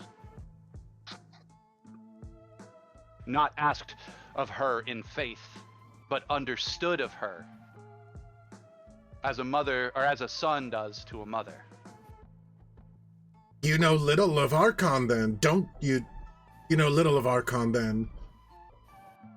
Very little. Only that... only that... no, actually, I leave it at that. I just nod. I say very little. Archon, Many mouths, different minds. Archon was also an attendant to the Queen. He was there when she went into slumber, and thus communes with her. I lean in over the edge of the vehicle. I use thaumaturgy to crank up my voice, and I say, and I was there when she woke up. And I say that very matter-of-factly, like the idea that Tiamat's still slumbering is not a real thing to me. And I try to impress my conviction of my belief that she has awoken, despite what Arkan has said to them and what I'm saying. Should I roll persuasion again for that one? Yes. I have flared my divinity now on top of the dragonliness, and I'm speaking as though I've stood with a god. Now can I get advantage? Sure.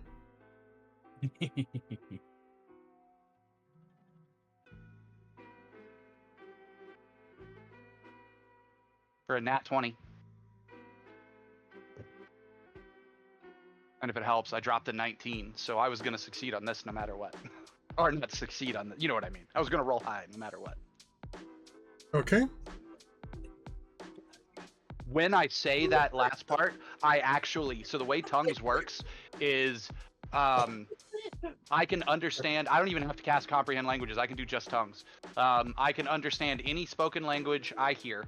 Moreover, when I speak, any creature that knows at least one language can hear the target and understand what I say. So when I'm speaking, they're hearing draconic is what I'm hoping. So like I'm looking at him and speaking to him in draconic when I say that. So from a Christian standpoint, I'm thinking of Rhema, words have power. Like that's how I'm saying it. Okay.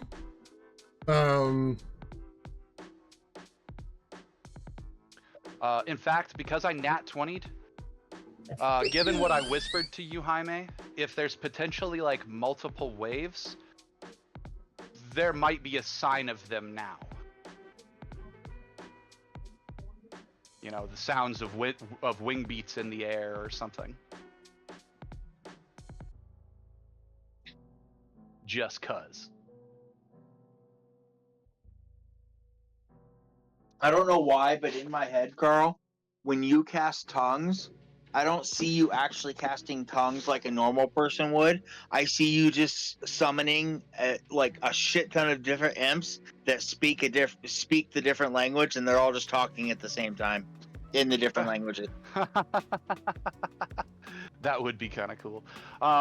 Even if they don't show up, Jaime, I actually think I'm going to go ahead and crack thaumaturgy for that anyways. There are wing beats in the clouds. This place has clouds now. Fuck it. I have 14 cantrips. 6 of them are specifically the flavor cantrips for the elements and for like prestidigitation, thaumaturgy, druidcraft, all that fun stuff.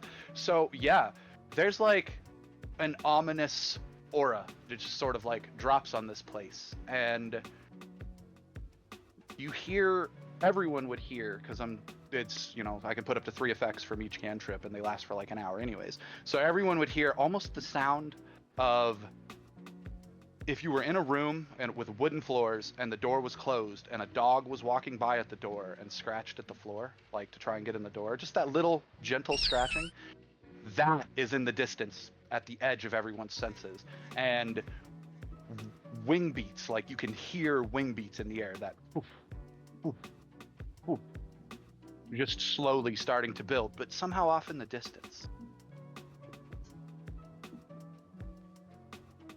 Awesome. Because thaumaturgy would totally do that.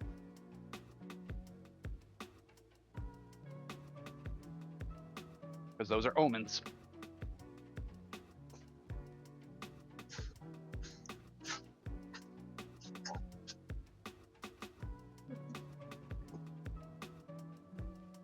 Okay.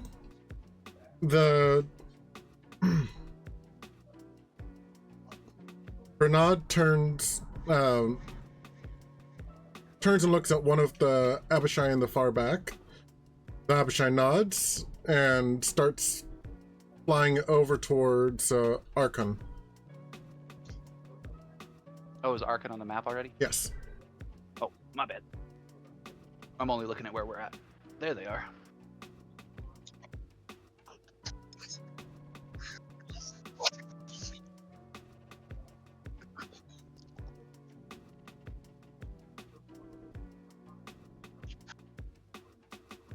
Archon looks very agitated.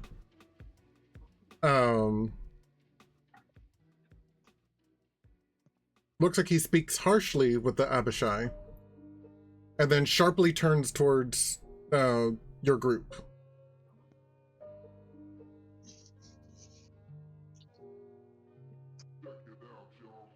The manticore that is near him leans down. Archon gets on top of the manticore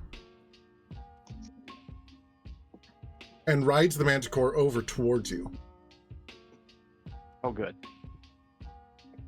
Excellent. With the Minotaur following on foot.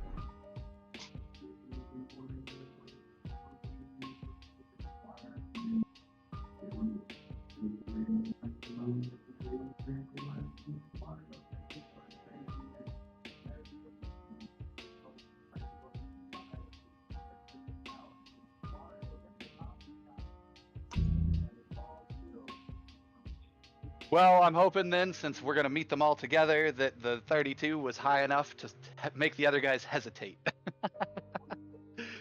Goodness.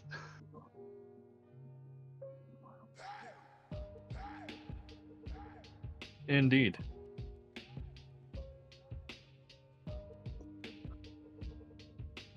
Archon the Cruel dismounts the manticore and just paces slowly towards you.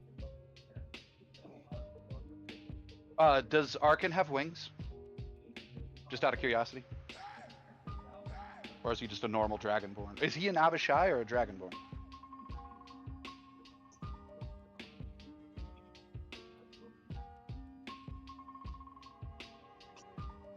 Ah.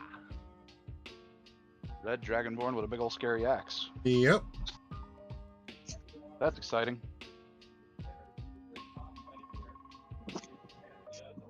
Can I steal the axe? Good luck. And what's going on with that hand? What's he trying to cast? Oh, It's interesting. The It's hand? interesting artwork. It looks like the hand is trying to curl back on his face. funny you It's a should very mention that. interesting draw. Does somebody need to cast detect magic on the damn hand? I think he was going to explain something. You're Tell free me about the to. hand. Is it a free action for this? Because otherwise, I'll just roll Arcana if there's something specific about the damn hand. Go ahead and roll Arcana then.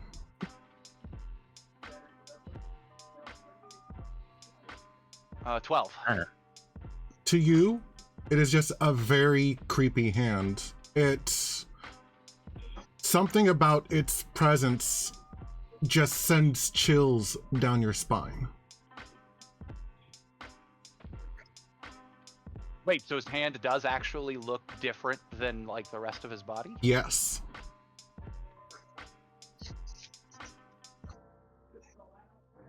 Oh my god. Somebody cut off his hand quickly. We need to not give this hand to Fick. Oh god. That was all out of game. Jaime, is it what I think it is? I don't know. Oh, Jesus. Well, okay. Either way.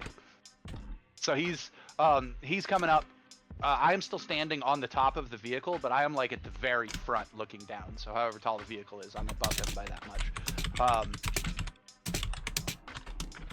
When he approaches, I guess let me zoom in on that part of the map, would step off the vehicle to right where you have me. In front of the vehicle. Okay. To just like literally just step up to him like face to face. Instead of trying to lord over him. Like, I would even nod to him as I'm looking in his face as I, stepped off the front and climbed down or whatever.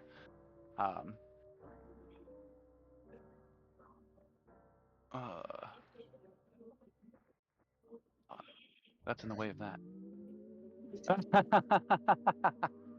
Oh god, my book is chattering at me. I reach over my shoulder and just pin the book's mouth closed as I approach him, and my head is inclined to him. Like, nothing is necessarily immediately aggressive about my stance.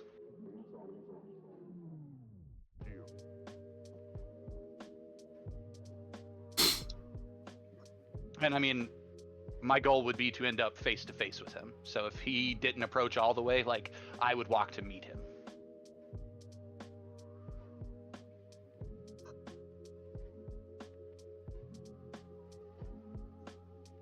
Does he speak first, or is he waiting for me to? He speaks first.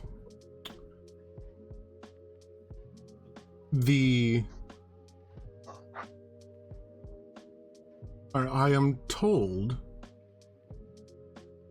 that you say Tiamat is awake. Explain. I am told you speak with the voice of our mother. How do you not know?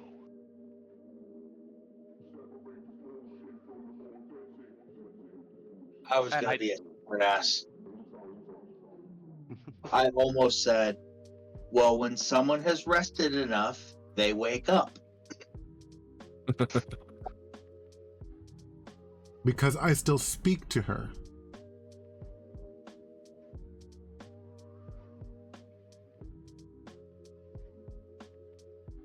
Do you know what happened when the tablets were rewritten? And out of game, he's a priest, he would. The tablets were when all the gods changed their pantheons literally 10 years ago, and that's like when she went into her major slumber anyways. But specifically, the way I would ask the question would imply I'm asking him, is he aware of the way the tablets of law were rewritten for the gods? So that the pantheons could change. I am, and Tiamat's remains, for the most part, the same. But you do know that there have been changes. You cannot tell me you have not seen or felt it. You speak with You truly flowery speak. words, speaks plainly. You would have me speak plainly? Then fine. Okay, Jaime, I spend that inspiration point now.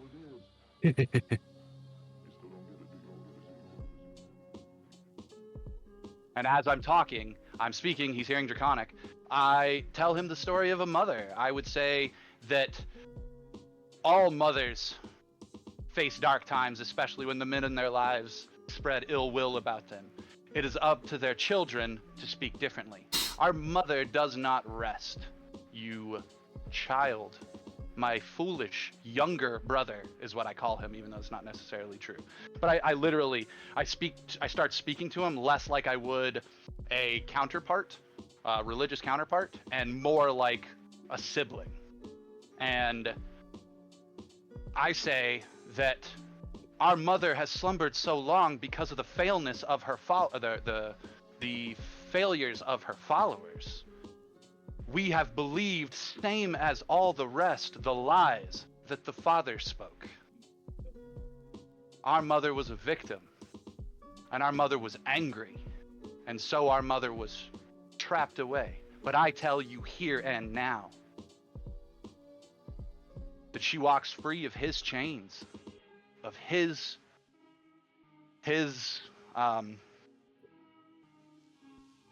shame, and of the shame of all the other gods have placed upon her.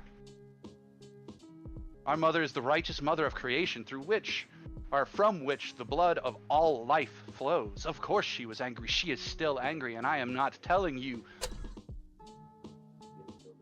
that her anger, or that some part of her has not been quieted so that the rest can stand, has not been put to sleep so that the rest can wake. But what I'm telling you is she's a mother, and no matter how angry they are always there when you need them. And she is here now, walking Avernus, reaching out to us, and I have been sent to speak in her name.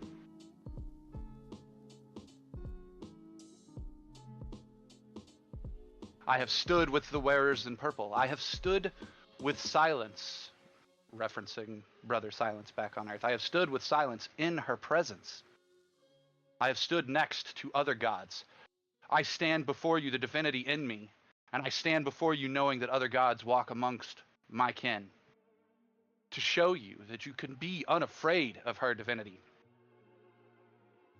That she must not be just the rage. Now, as much as I'm saying all of this to try and convince him and try to, like, politely lecture him that he's got the wrong idea, I'm still trying to convince the Abishai and the everything else here. What's the fucking Steelfist, Torgar Steelfist, the Minotaur? Mhm. Like, I'm assuming they're all devouts. So as I'm giving this sermon, I'm basically trying to convert them enough so that they, if I do end up getting in a fight with this guy, they take a step back, or some of them may take a step back. But basically, yeah, that's what I say to him. Does he try to rebuke? And let me know when you want to. Basically, at any point when you're ready, you can throw in that other part.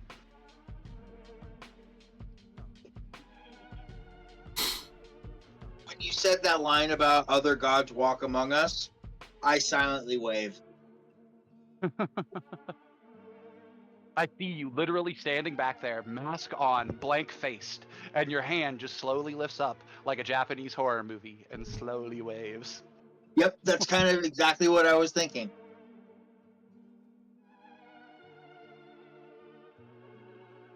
And I will roll I a like it. persuasion to try to convince the people around me as I need to, but I'm just curious what else is happening in regards to what I said.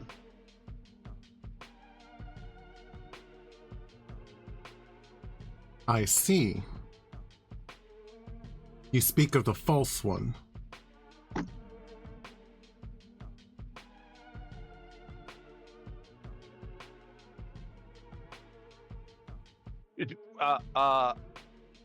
I'm gonna respond to that.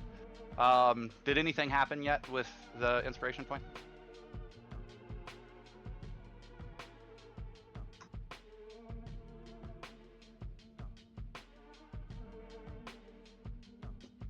You mean with the dragon coming? Yeah. They're still off in the distance. Nothing's close enough yet for us to see it or hear it. No. Damn it. I was kind of hoping they'd be here by now. That's all right. That's fine. Hopefully soon. I said on while I was on the vehicle that I used thaumaturgy to crank up my voice. So, I turn it to maximum in an immediate response when he says the false one, and I say, no, or I say, I speak of the true one. And as I say that, I do what a big brother would do in this situation, and I hit him in the face. Because I believe that the Church of the Mother should be run like a family. And I don't want us to kill each other, but I absolutely attack him.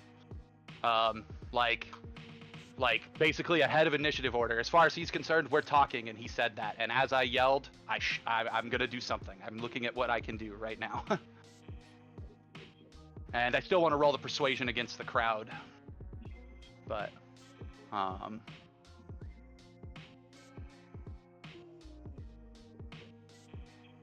my actions tab.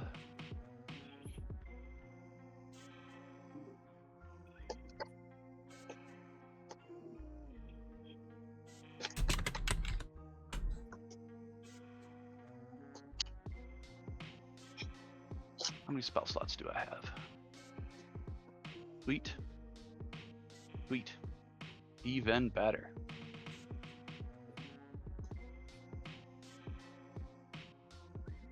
Does anyone have a raise dead spell? I think I can, but I don't know what level it is. You should try and Pretty sure. raise the colossal dragon skull. You should try and raise it from the dead. Oh boy. That might be a terrible idea. The colossal dragon might be part of fucking Tiamat for all we know. It might be one part of her body. With her being imprisoned here, it would be the best way to imprison a god is within are we at her prison? Okay, hold on. We got to deal with this situation first. I am going to pop a 3rd level inflict wounds. Okay. So I need to read. I have a +10 to hit, and it's for 5d10 necrotic.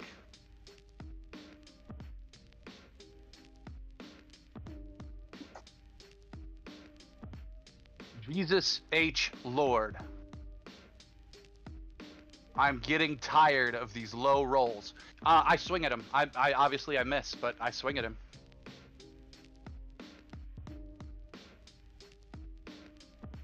I'm kind of hoping. So and to convince the crowd with my parable.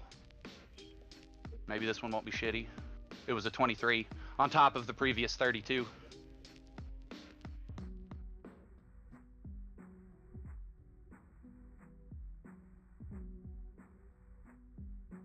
But I don't know, I just have this visual of dragons having clashes when they have issues.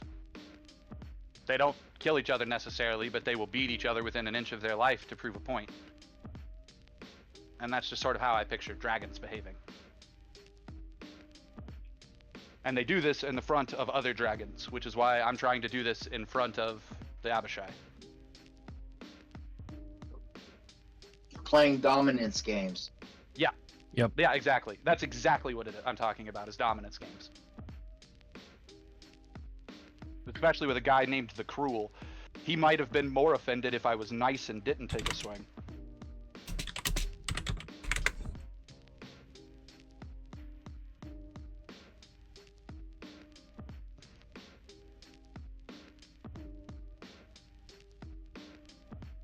I'm just waiting for Jaime to say, okay, roll initiative.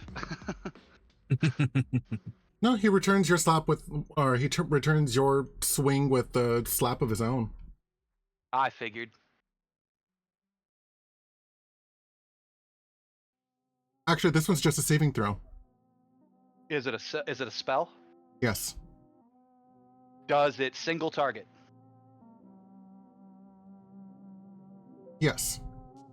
Okay, I need to look at an ability I haven't gotten to use on my leveling item ever. Because you've never single targeted me with a spell until now.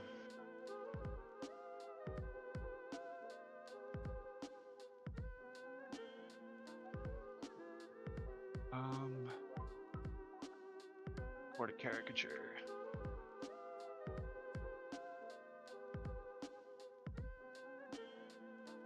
I can use my reaction to absorb up to 15 levels worth of spells. So I don't know how many levels this is, because it's the absorption ability. So how many ever levels it is, I just negated it up to 15 levels. I have 0 charges currently stored in my thing because I've never got to use this ability. Okay. 7. So he just cast a level 7 spell on me? Yes. Okay, aesthetically, what does it look like from his side? Because then I can describe what it looks like from my side.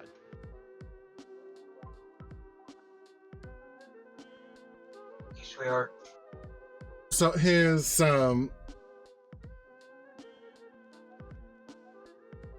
the hand that looks discolored, the pointer finger turns black when he swings it at you.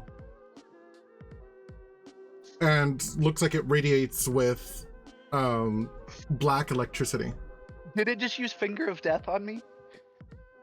You tried. Holy shit! I am shitting my britches. Holy shit. In game, this energy, this enervating energy comes out from the finger.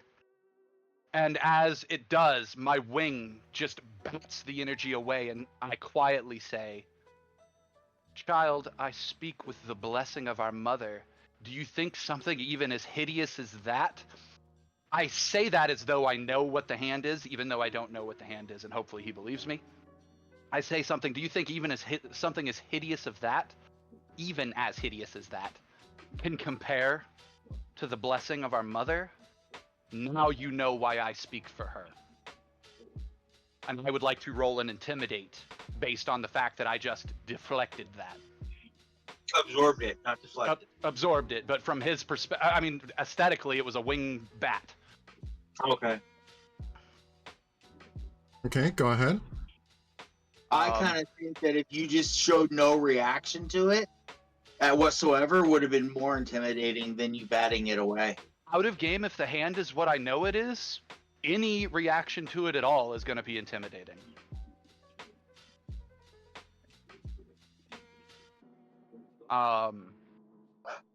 Intimidate. Actually, I'm going to argue that, given what the hand is, given what we're fighting over, and especially because I'm trying to intimidate the crowd as much as I am him, can I get an advantage? They believe him to be this super powerful being, and I just batted away a 7th level spell.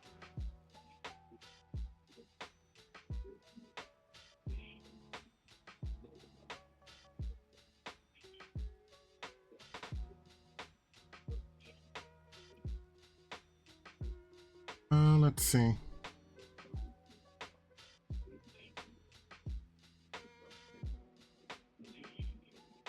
And it said that I did so in the name of Tiamat, their god.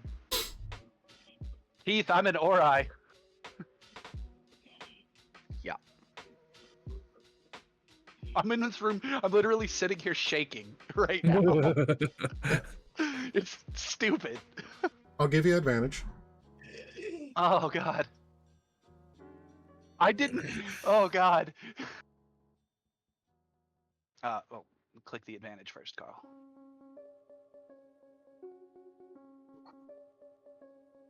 Dropped a 1 for a 24 on Intimidate. Go ahead and have Bardic Inspiration on top of that. You would have had to do it beforehand. But you can go ahead and start Bardic Inspiration, and then I have it available to me. There you go. You have a D8 at your disposal. Oh my god, what does it look like? We're doing religious things right now, and I know you're normally a mime, but like, we're also in Tiamat and godly costuming religiously clothes. What does inspiration look like coming from you right now? Like, do you drop down and bow or pray like you would? Like, what do they call it? Prostrate? Or do you, like, what do you do? Because I always say that to you. Whenever we use inspiration and somebody asks how we inspire them, we gotta have something. And at this time, I spread my arms out wide and make it appear as if I'm hovering off the ground. You just give yourself the divine nimbus. Yep. Yeah, and it's all part of the performance, so that would work for me. In fact, if Druzzl or Gilwyn wants to put a preemptive guidance on me and make it look like they're praying, it would be just as badass, but we could set that aside. Is it possible for me to throw that bardic inspiration out there for anybody to use? First person to grab it uses it? No, you have to pick a target and give it to them, and then they have it till they use it, or you take a short rest. Okay. I would guide you with a prayer. So one goes all divinely, one goes all monkly. All right, and that's on top of this 24 intimidate that they just saw me throw down on the crowd and on this guy. I go, I speak with the tongue of dragons, with the voice of our mother, whether you believe it or not. But the thing is, I am not here to rebuke you, brother. I'm here to give you what you so desperately need.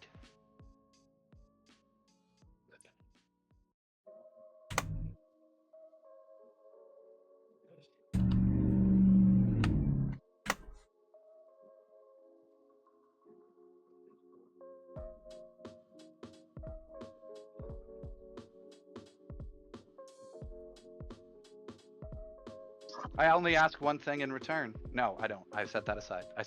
I do not ask that one thing.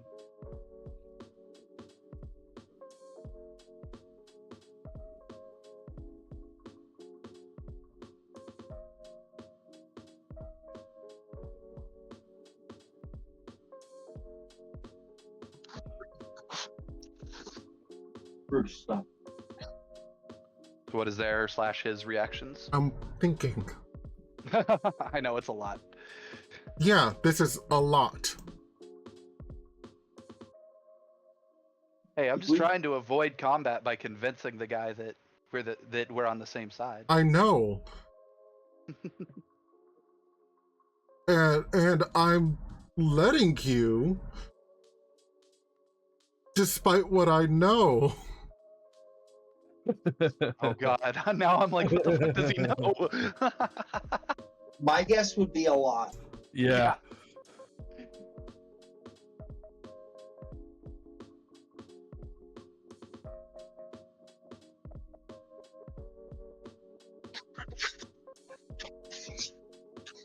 Also, this guy has to think that that artifact that is his hand is a powerful freaking thing to, have it attached to his body. So, and we know that he speaks to Tiamat, so like, it's gotta be a super powerful thing. And I batted it away. Yeah.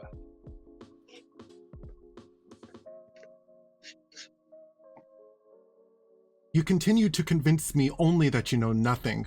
This hand is the key to waking the mother. I hesitate. And I actually say that out loud. I hesitate. You would. I do not lie to you when I say the mother has woken already. However, curiosity abounds on what life would be like should they both be woken. I feel it would weaken our mother to be in two such states. I ask him that. Like, I'm basically, this is because we're standing next to each other. This is a full Game of Thrones moment. My volume has gone from like inciting the crowd to me talking directly to him.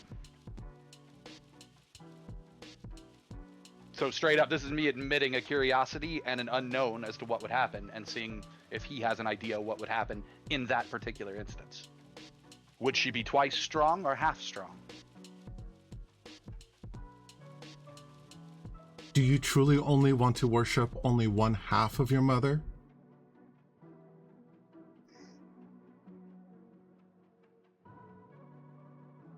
I look at him and say, I truly wish that our mother be worshipped in the light of the world that she so birthed. Not in the shadows.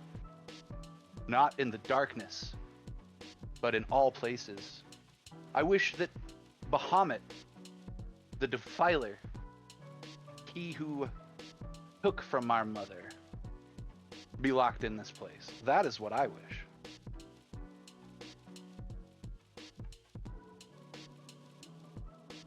I speak this as truth. And I know you think you do.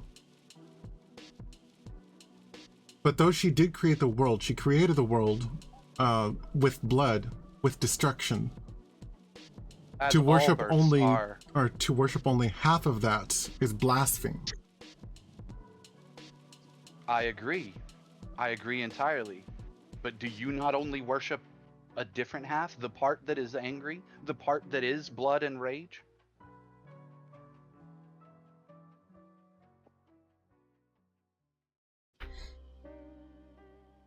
The difference is that I don't claim for the mother to be completely awake.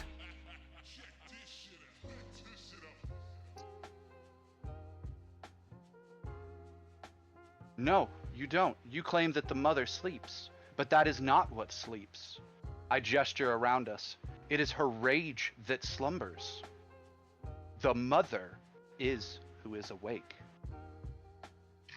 And I actually want to roll persuasion on that one to like point out specifically like it's the part of her that is a mother that is awake.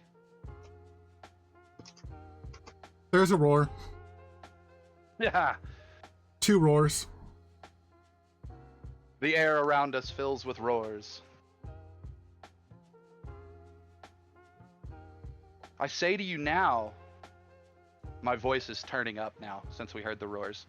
I say to you now and all who are present to hear, the mother welcomes you back to her bosom. You are right, it is wrong to only worship one half of our mother, and to that end I would see no end to your worship. I would not see it defeated, I would not see it pushed away, but let me assure you, and neither would she, I imagine, but let me assure you, any child that nurtures their mother's hate, their mother's rage, that child will be stung. That is not as our mother wishes to be. It's not as our mother deserves to be. So every time you continue to worship her in that way, you continue to focus on the parts of her that were hurt. That makes you stand against the waking of Tiamat, against the birth of Tiamat and the heart of Tiamat. Oh, I didn't see those on the map. If you're against anti-T, your life is fucked. And I'm saying this so that the other dragons even hear it, that like everything present in a 300-foot radius of me would hear this claim that like, yes, you are right in what you believe, however, your belief is limited. And you stand as those same that victimize her. And yeah, I stand on me wanting to roll persuasion on this, and I see that you've got hopefully not a breath weapon about to destroy us, but it could be. So the persuasion is to literally anyone who can hear us, that if we must clash, we must clash, but, and I say that in that dragony sort of way, dominance games, if we must clash, we must clash, but I stand for the freeing of our mother, and for the freeing of our kind. Not for the victimization of her. And so hopefully I convince him, hopefully I can convince these dragons. I'm gonna go with Boston being blind as a bat with his perception and shit. He might have heard the roars and everything, but just like I didn't have the map zoomed correctly, so I had no idea they landed. Boston has no idea that there are 2 dragons behind his back. You guys can all decide how you react after I roll this persuasion. Do I get any bonuses to this persuasion check, Jaime, to convince them? Also, given the fact that I just summoned some dragons here. And they can see them and I can't. There's one right behind me, isn't there? That's basically how this scene is about to play out.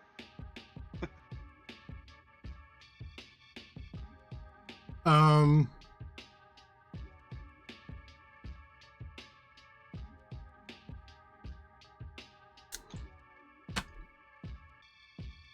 So let's see.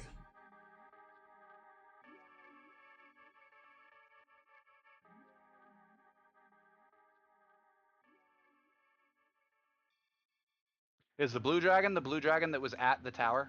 No. Oh, okay. So that one's still on its way here? If I'm not mistaken, that was a white dragon. The orb only has a 40-mile radius. Yeah, how far are we from the tower?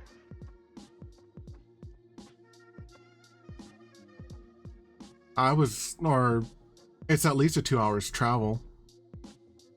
Okay.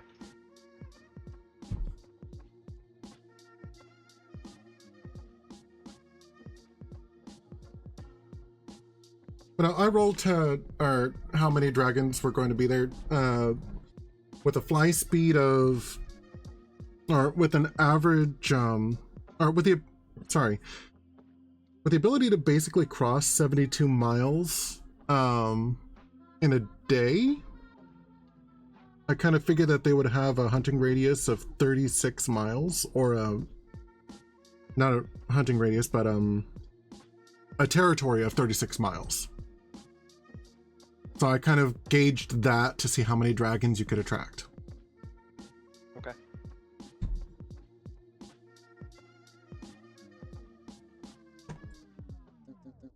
I'm gonna put this out here now. If he says roll initiative, I would request that we call it there and start the next session with opening combat. Well, it also depends on if we're going to fight those two and if we're going to fight if anything's going on, but we don't know that's going to happen. I'm still waiting for his response to if I get any bonuses or negatives to my continued persuasion check so I can roll it before any of that goes off. It is neutral. When do you have to leave, Girk? I'm leaving here at 6:30. So about a half hour. So in half an hour. 23. Now, I've had a lot of continued success with everybody that's already present, or continued high rolls with everybody that's already present. I don't know how the dragons feel about what I've had to say. The dragons might be like, you have a bardic if you want to use it. oh, I do. I have a bardic and a guidance. What is your bardic? A D8? D8. That's a 28. And that is a 31. Okay. Freaking legendary. Well, Archon no longer looks like he wants to slit your throat, so that's good. I'm kind of hoping the dragons are like, look at these two little playthings. Maybe we should just let them duke it out. That would be the case if it wasn't for the fact that they were someone with the Orb of Dragonkind, which greatly offended the red dragon. So when he lands, he is going to breathe fire. Oh, Huzzah.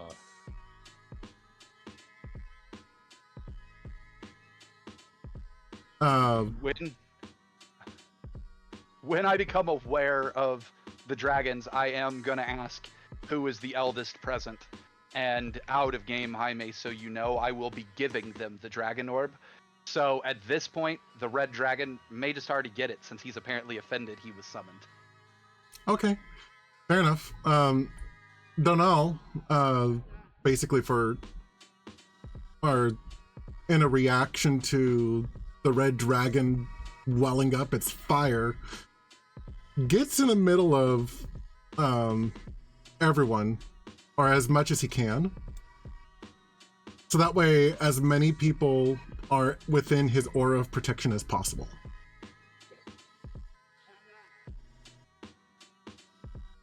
Is it a saving throw? It adds his charisma to your saving throw, so +3. And is it a saving throw to deal with the fire? Yes. Is it a dex saving throw? I have it right here. Yes.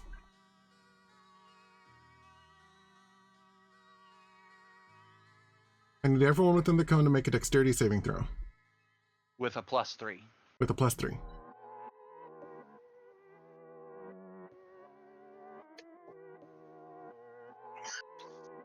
I got a 25. I got 24. And remember, guys, if you put a 3 in that little modifier box square before you roll it, it'll add it for you. Yep. Except I'm not on the list of effects, which is all right. Now, you're all still on the vehicle with the exception of Felix. So I'm counting all of you being on the vehicle, so within the range. Not bad. Rolled a 10, got a 24. Yeah. Yeah, you got to think Felix actually has partial cover from the vehicle. 25. But unfortunately, it's a saving throw. We all rolled 24s and 25s. And Well, a and nat 20 then- from Denal. And then there's Denal. He just runs up and no.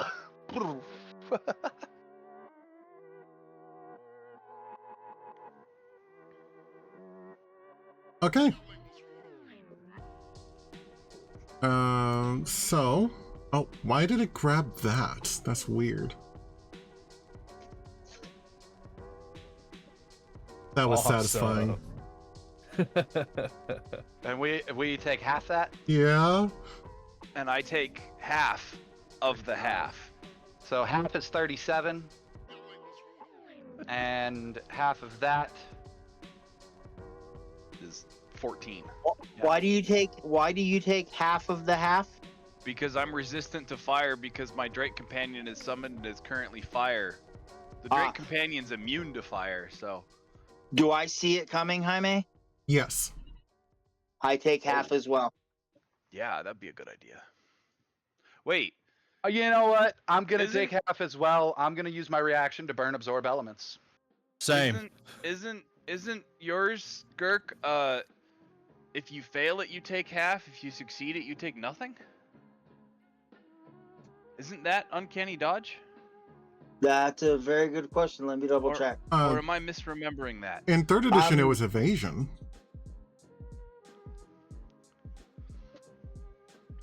Cunning action.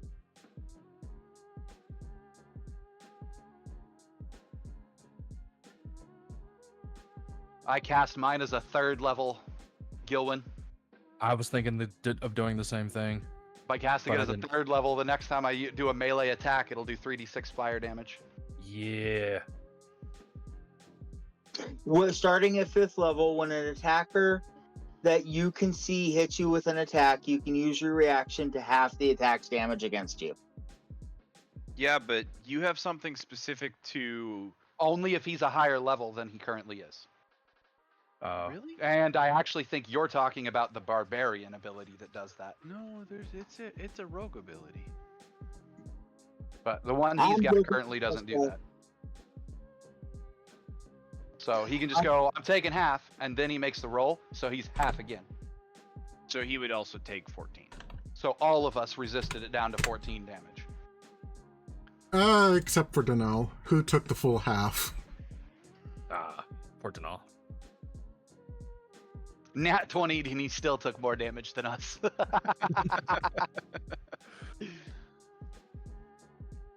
Yeah, I don't have anything that Um, negates it altogether.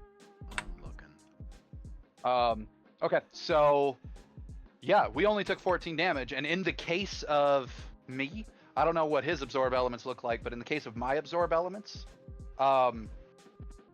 it's like my body is just wreathed in flame, and this one, Girk, is the one I don't react to. I am still looking dude in the face. I have taken 14 damage of my 90, so it's a solid hit, but instead I am just on fire, which, because it's on me while I'm in my Nyxborn form, has turned into animated, like Dragon Ball Z fire, effectively, but drawn in the style of Van Gogh, Starry Night. Nice. Since it was dex based and everything, the way I'm envisioning me is it hits me, I get on fire, but I spin in a circle and I redirect it up, and it just burns my hands as I get rid of it. I like the idea of just looking like the fire is absorbing into me like a sponge.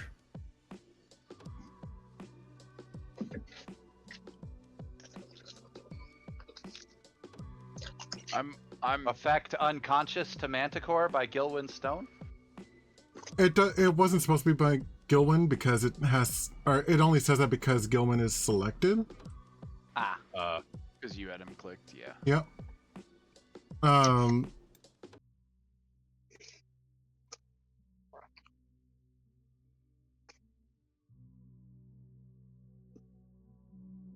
But the Manticore was the only one who took the fire full on. Wow. And Just got toasted. yep, and it doesn't have resistance. Everyone else that was within the cone was either made the save and resisted, or was immune. Oh, wow. I don't remember who else was in the cone, so besides us. So Several of the Abishai and Archon. The big guy. Yeah. okay, why did we share Rakish Audacity? I didn't mean to. Ah, okay. It's alright, I thought Girk was one level higher than he actually was for Rogue. But after the red dragon breathes, the blue dragon lands and says, "You really need to calm down, Tedaros."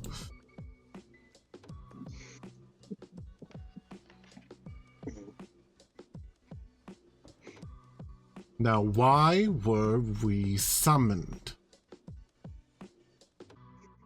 How are they reacting to a vehicle that's shaped like Tiamat? And people dressed like they're worshiping Tiamat, and this little demigod speaking like he speaks for Tiamat. Well, Tedaros is annoyed. Period.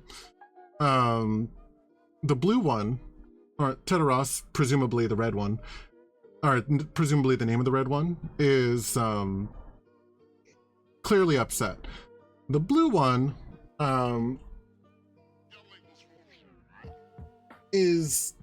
seems curious at best, annoyed at worst. How is Arkin reacting? He no longer wants to slit my throat. I convinced him away from wanting to slit my throat. But he knows he didn't summon these dragons. They just admitted they were summoned, so he has to assume we summoned them. How's he reacting?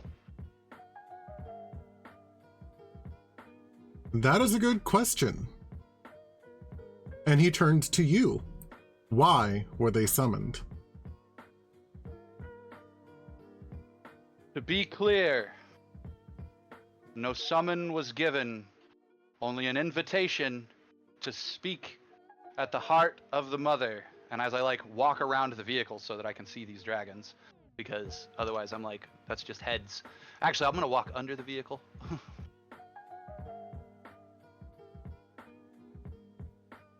And I'm looking at both of them like, what have I gotten myself into? First, my lords, I must ask permission to speak frankly. There is decorum that could be spoken. There is whole epitaphs that can be given. I ask that we not stand on decorum in the case of this particular, if you wish the answer to that question.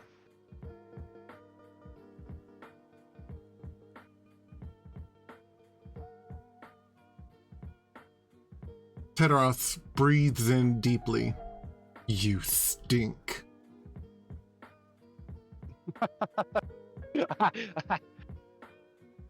I'm gonna pipe up and say, you don't smell so good yourself. Oh, shit.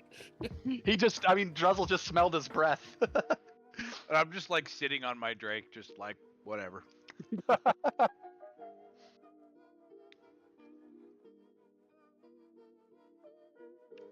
Completely unfazed that I just took a whole bunch of burning damage.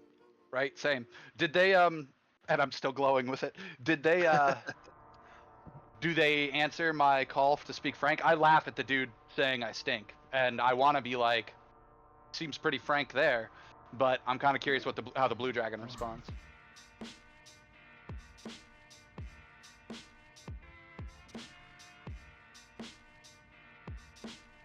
You have my curiosity. Proceed.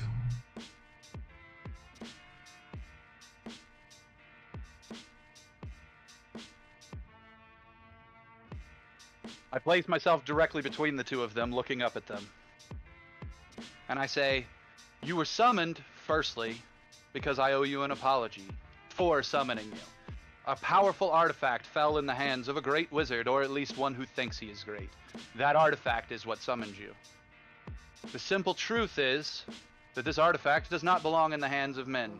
When the rest of the meat shows, and I do not know who else will show, I do not know the territories, but when the rest shows, this orb will either be destroyed or given to the eldest for their horde, as a gift from the mother.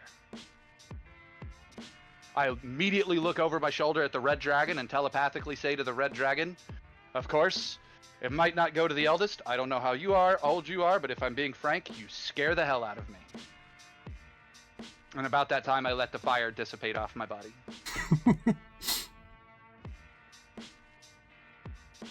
So that is the first reason you were called, so that this could be given into the possession of those that deserve it. It is not for us to it is not for the lessers to determine the path. No, that's not how to describe it. I say it is not for those that it is not for the spheres to guide the path of the cosmos. So the way that stands in Forgotten Realms tongue is me saying it is not for ants to guide the paths of humans. It is not for people to guide the paths of gods. It is not for planets to guide the paths of the stars. Specifically, when I said the spheres, because that's what they call planets, are the spheres. It's the crystal sphere of the world you live in. Yeah, that's what I say. It is not for the spheres to determine the path of the stars.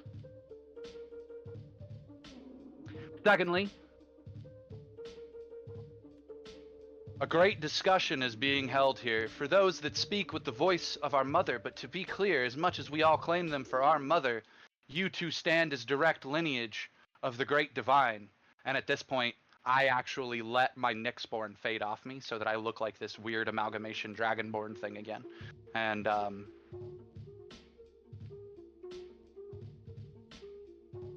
no one has the right to speak for you.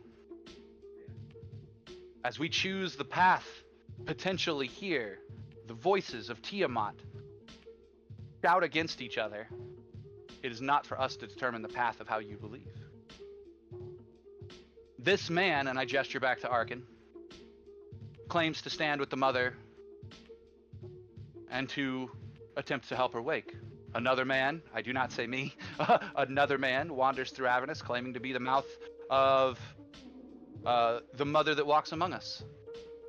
I felt it was high time this conversation be brought to the stars to let them decide which paths they will travel.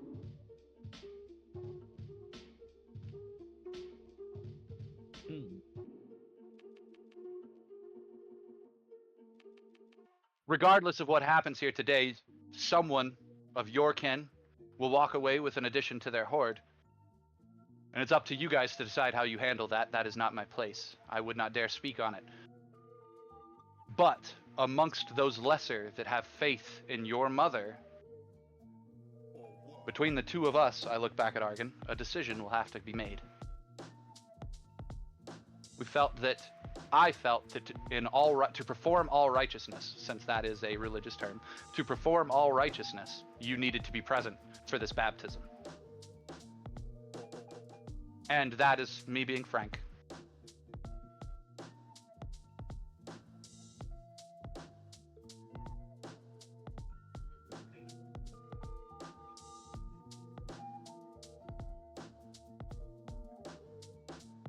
And of course, I'm still under the effect of tongues, so they would hear that all in their native languages. Right.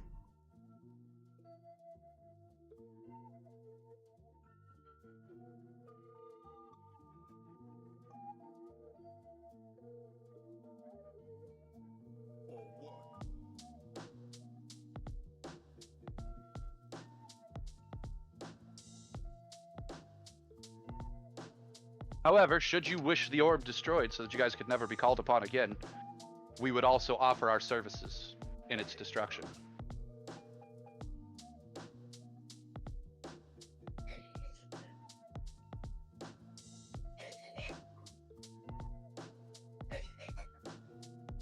Hmm.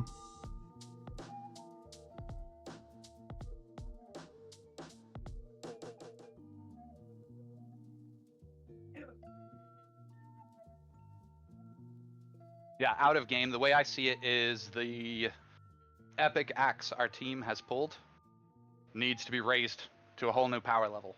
And dragons, to me, are the next power level. They travel far and wide and spread stories and collect hordes. Yeah. They have... We've got to get on some sort of neutral standing with dragons as a whole, especially since, in my faith, dragons don't have to be evil just because everyone says they are, which was all part of the parables that I shared. So they heard me say, basically give the speech that the blood doesn't have to be evil just because everyone says they are. They heard it with a 24 on persuasion, if I remember correctly. Or that's the one I pushed to 31. No, that was the intimidate.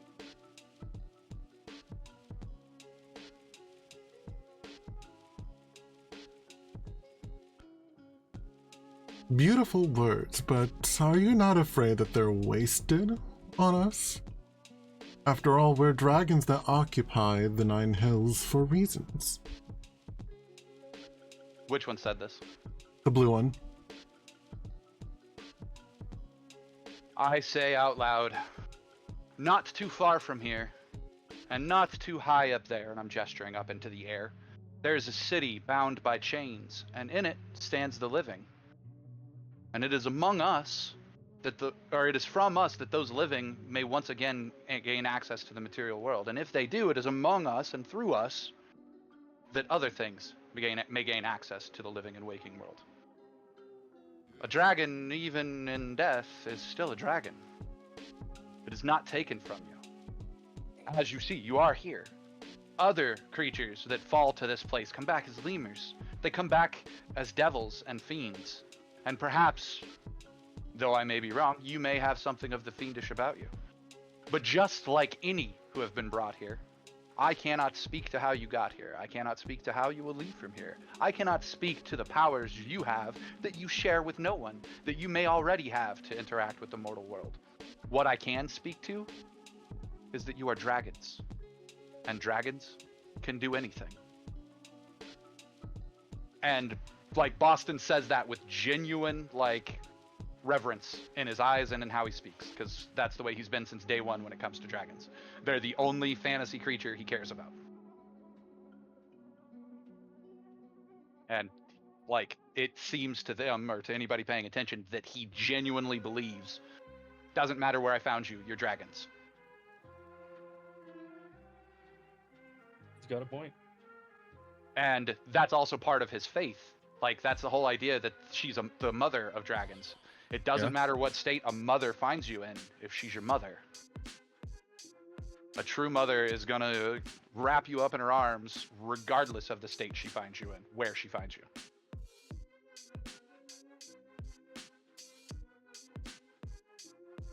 Access to the material plane, you say?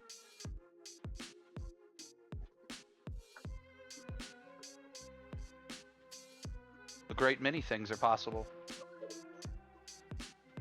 With the blood of the divine, the power of faith, and the Ars Draconis, which out of game doesn't mean anything to anybody, I'm sure.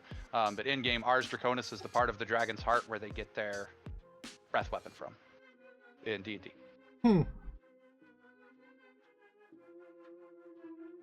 Yeah, it's literally the dragon heart. It's the organ that creates their breath weapon, and it sits on the side of their heart.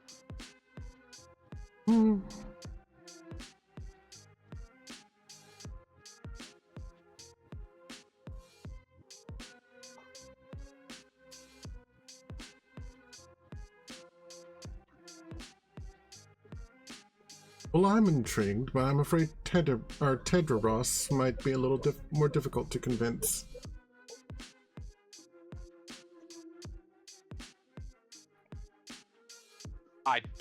I just look to my right up at Teteros.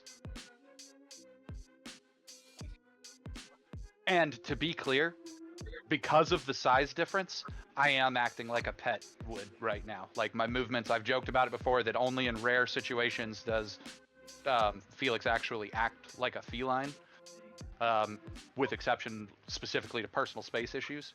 And yeah, like when he says, I don't know that Teteros can be convinced, I am literally standing at Teteros's feet, looking up like a pet would with watery eyes. I'm doing the specifically Puss in Boots.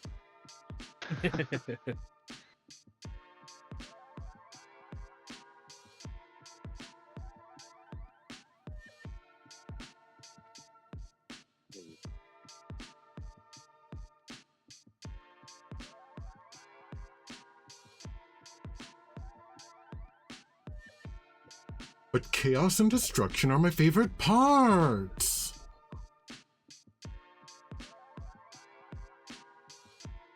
No one would deny you that. I would not ask that the mother or her children give up playtime. That's what I call it. I would never ask that a child give up their playtime. No mother truly would.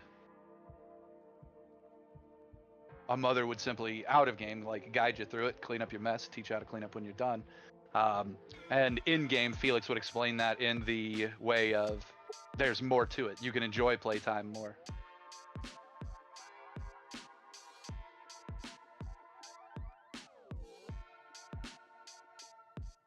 Earn your chaos and destruction towards righteous ends.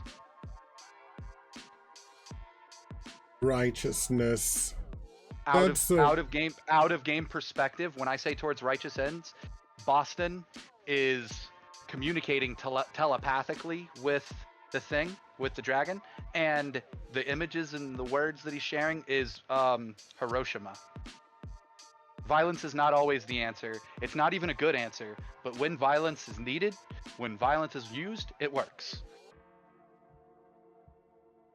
Was Hiroshima a terrible thing? Yes. Did it end World War II? Yes. So that's the sort of end I would say that they could turn their destruction towards.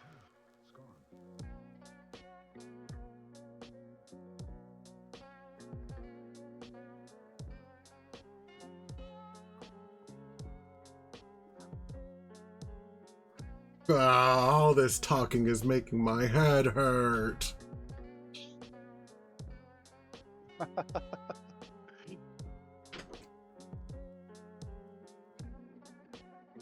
Shall we take a respite then until the others arrive? My friends and I are prepared to entertain. My troop and I are prepared to entertain. Tell me, have you heard of Boston's miraculous menagerie of the stone golem, or the stone gargoyle, of the man behind the mask, of the fire eater, and which is Dunal, and of the Drake man, the serpent man?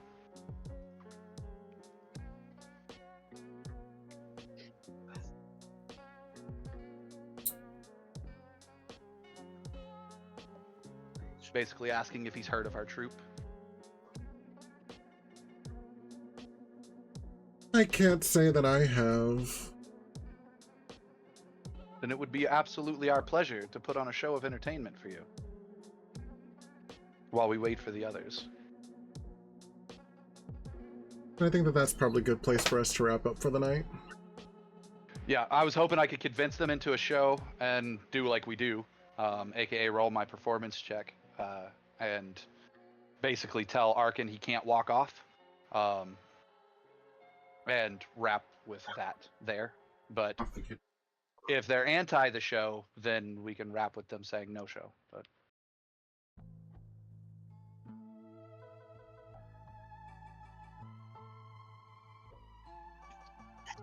I'm just curious if they're going to accept the show or not. The dragons won't. Okay. They are the first people in the game to turn it down.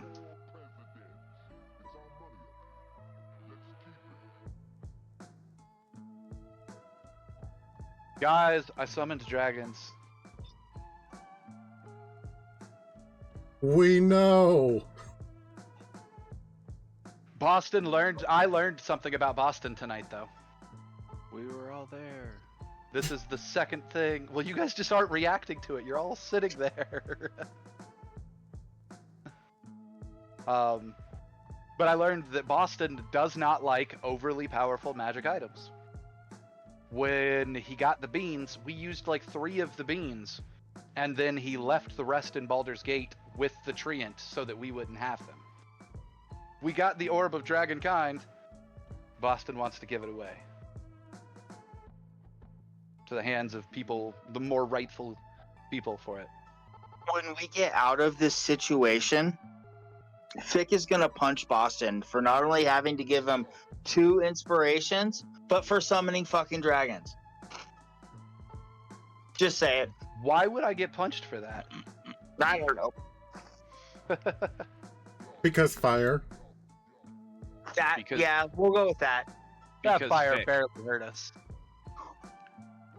That fire, which should have been scary, we just soaked. Yeah, I know. We're badasses. What do you want? If anything, Boston just proved even further how more badass we are. We're dragon speakers. Honestly, thanks to Donal. Because I'm looking, it looks like Gilwyn and Fick actually added the save twice. And the check was 21, so they barely made it. Ah. How did we add the save twice? You told me to put 3 in the modifier. I put 3 in the modifier. Right. But I have the aura thing on, and apparently you two were actually close enough to be in the actual programmed aura. That's weird that aura worked, but Pass Without Trace didn't. Yeah, that's So, interesting. Pass Without Trace, the way that it's currently built is literally just words that say Pass Without a Trace. It's not actually a piece that automatically adds onto your roll. That's silly. Very. That's why like some of my stuff says like Aura 5 all boon aura if faction ally advantage against condition frightened. So anybody who's standing next to me automatically has advantage against the frightened condition. But if you move far away, you don't. That whole ability is actually called where is it? Is called Companion's Protection. Or it's the boon aura from Lifelong Companion.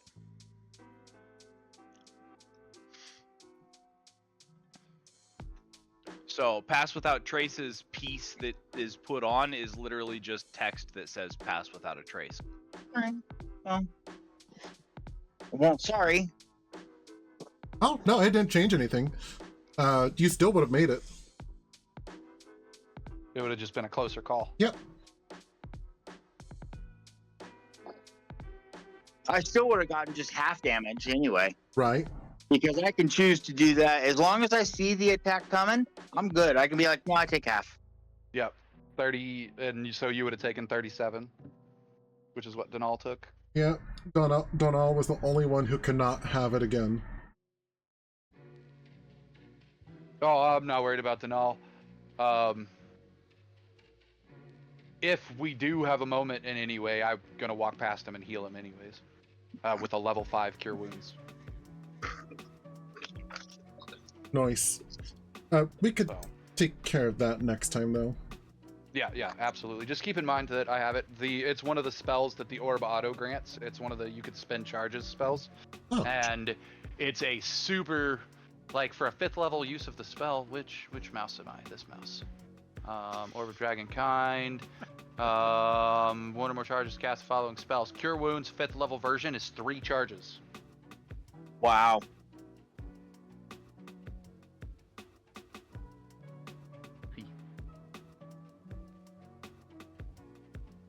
So, it's all right. On top of my crap tons of first and second level spell slots, I now have 7 charges in my damn absorption thing. Which 7 charges is equivalent to 7 first level spells, or 2 third level spells and a first level spell, or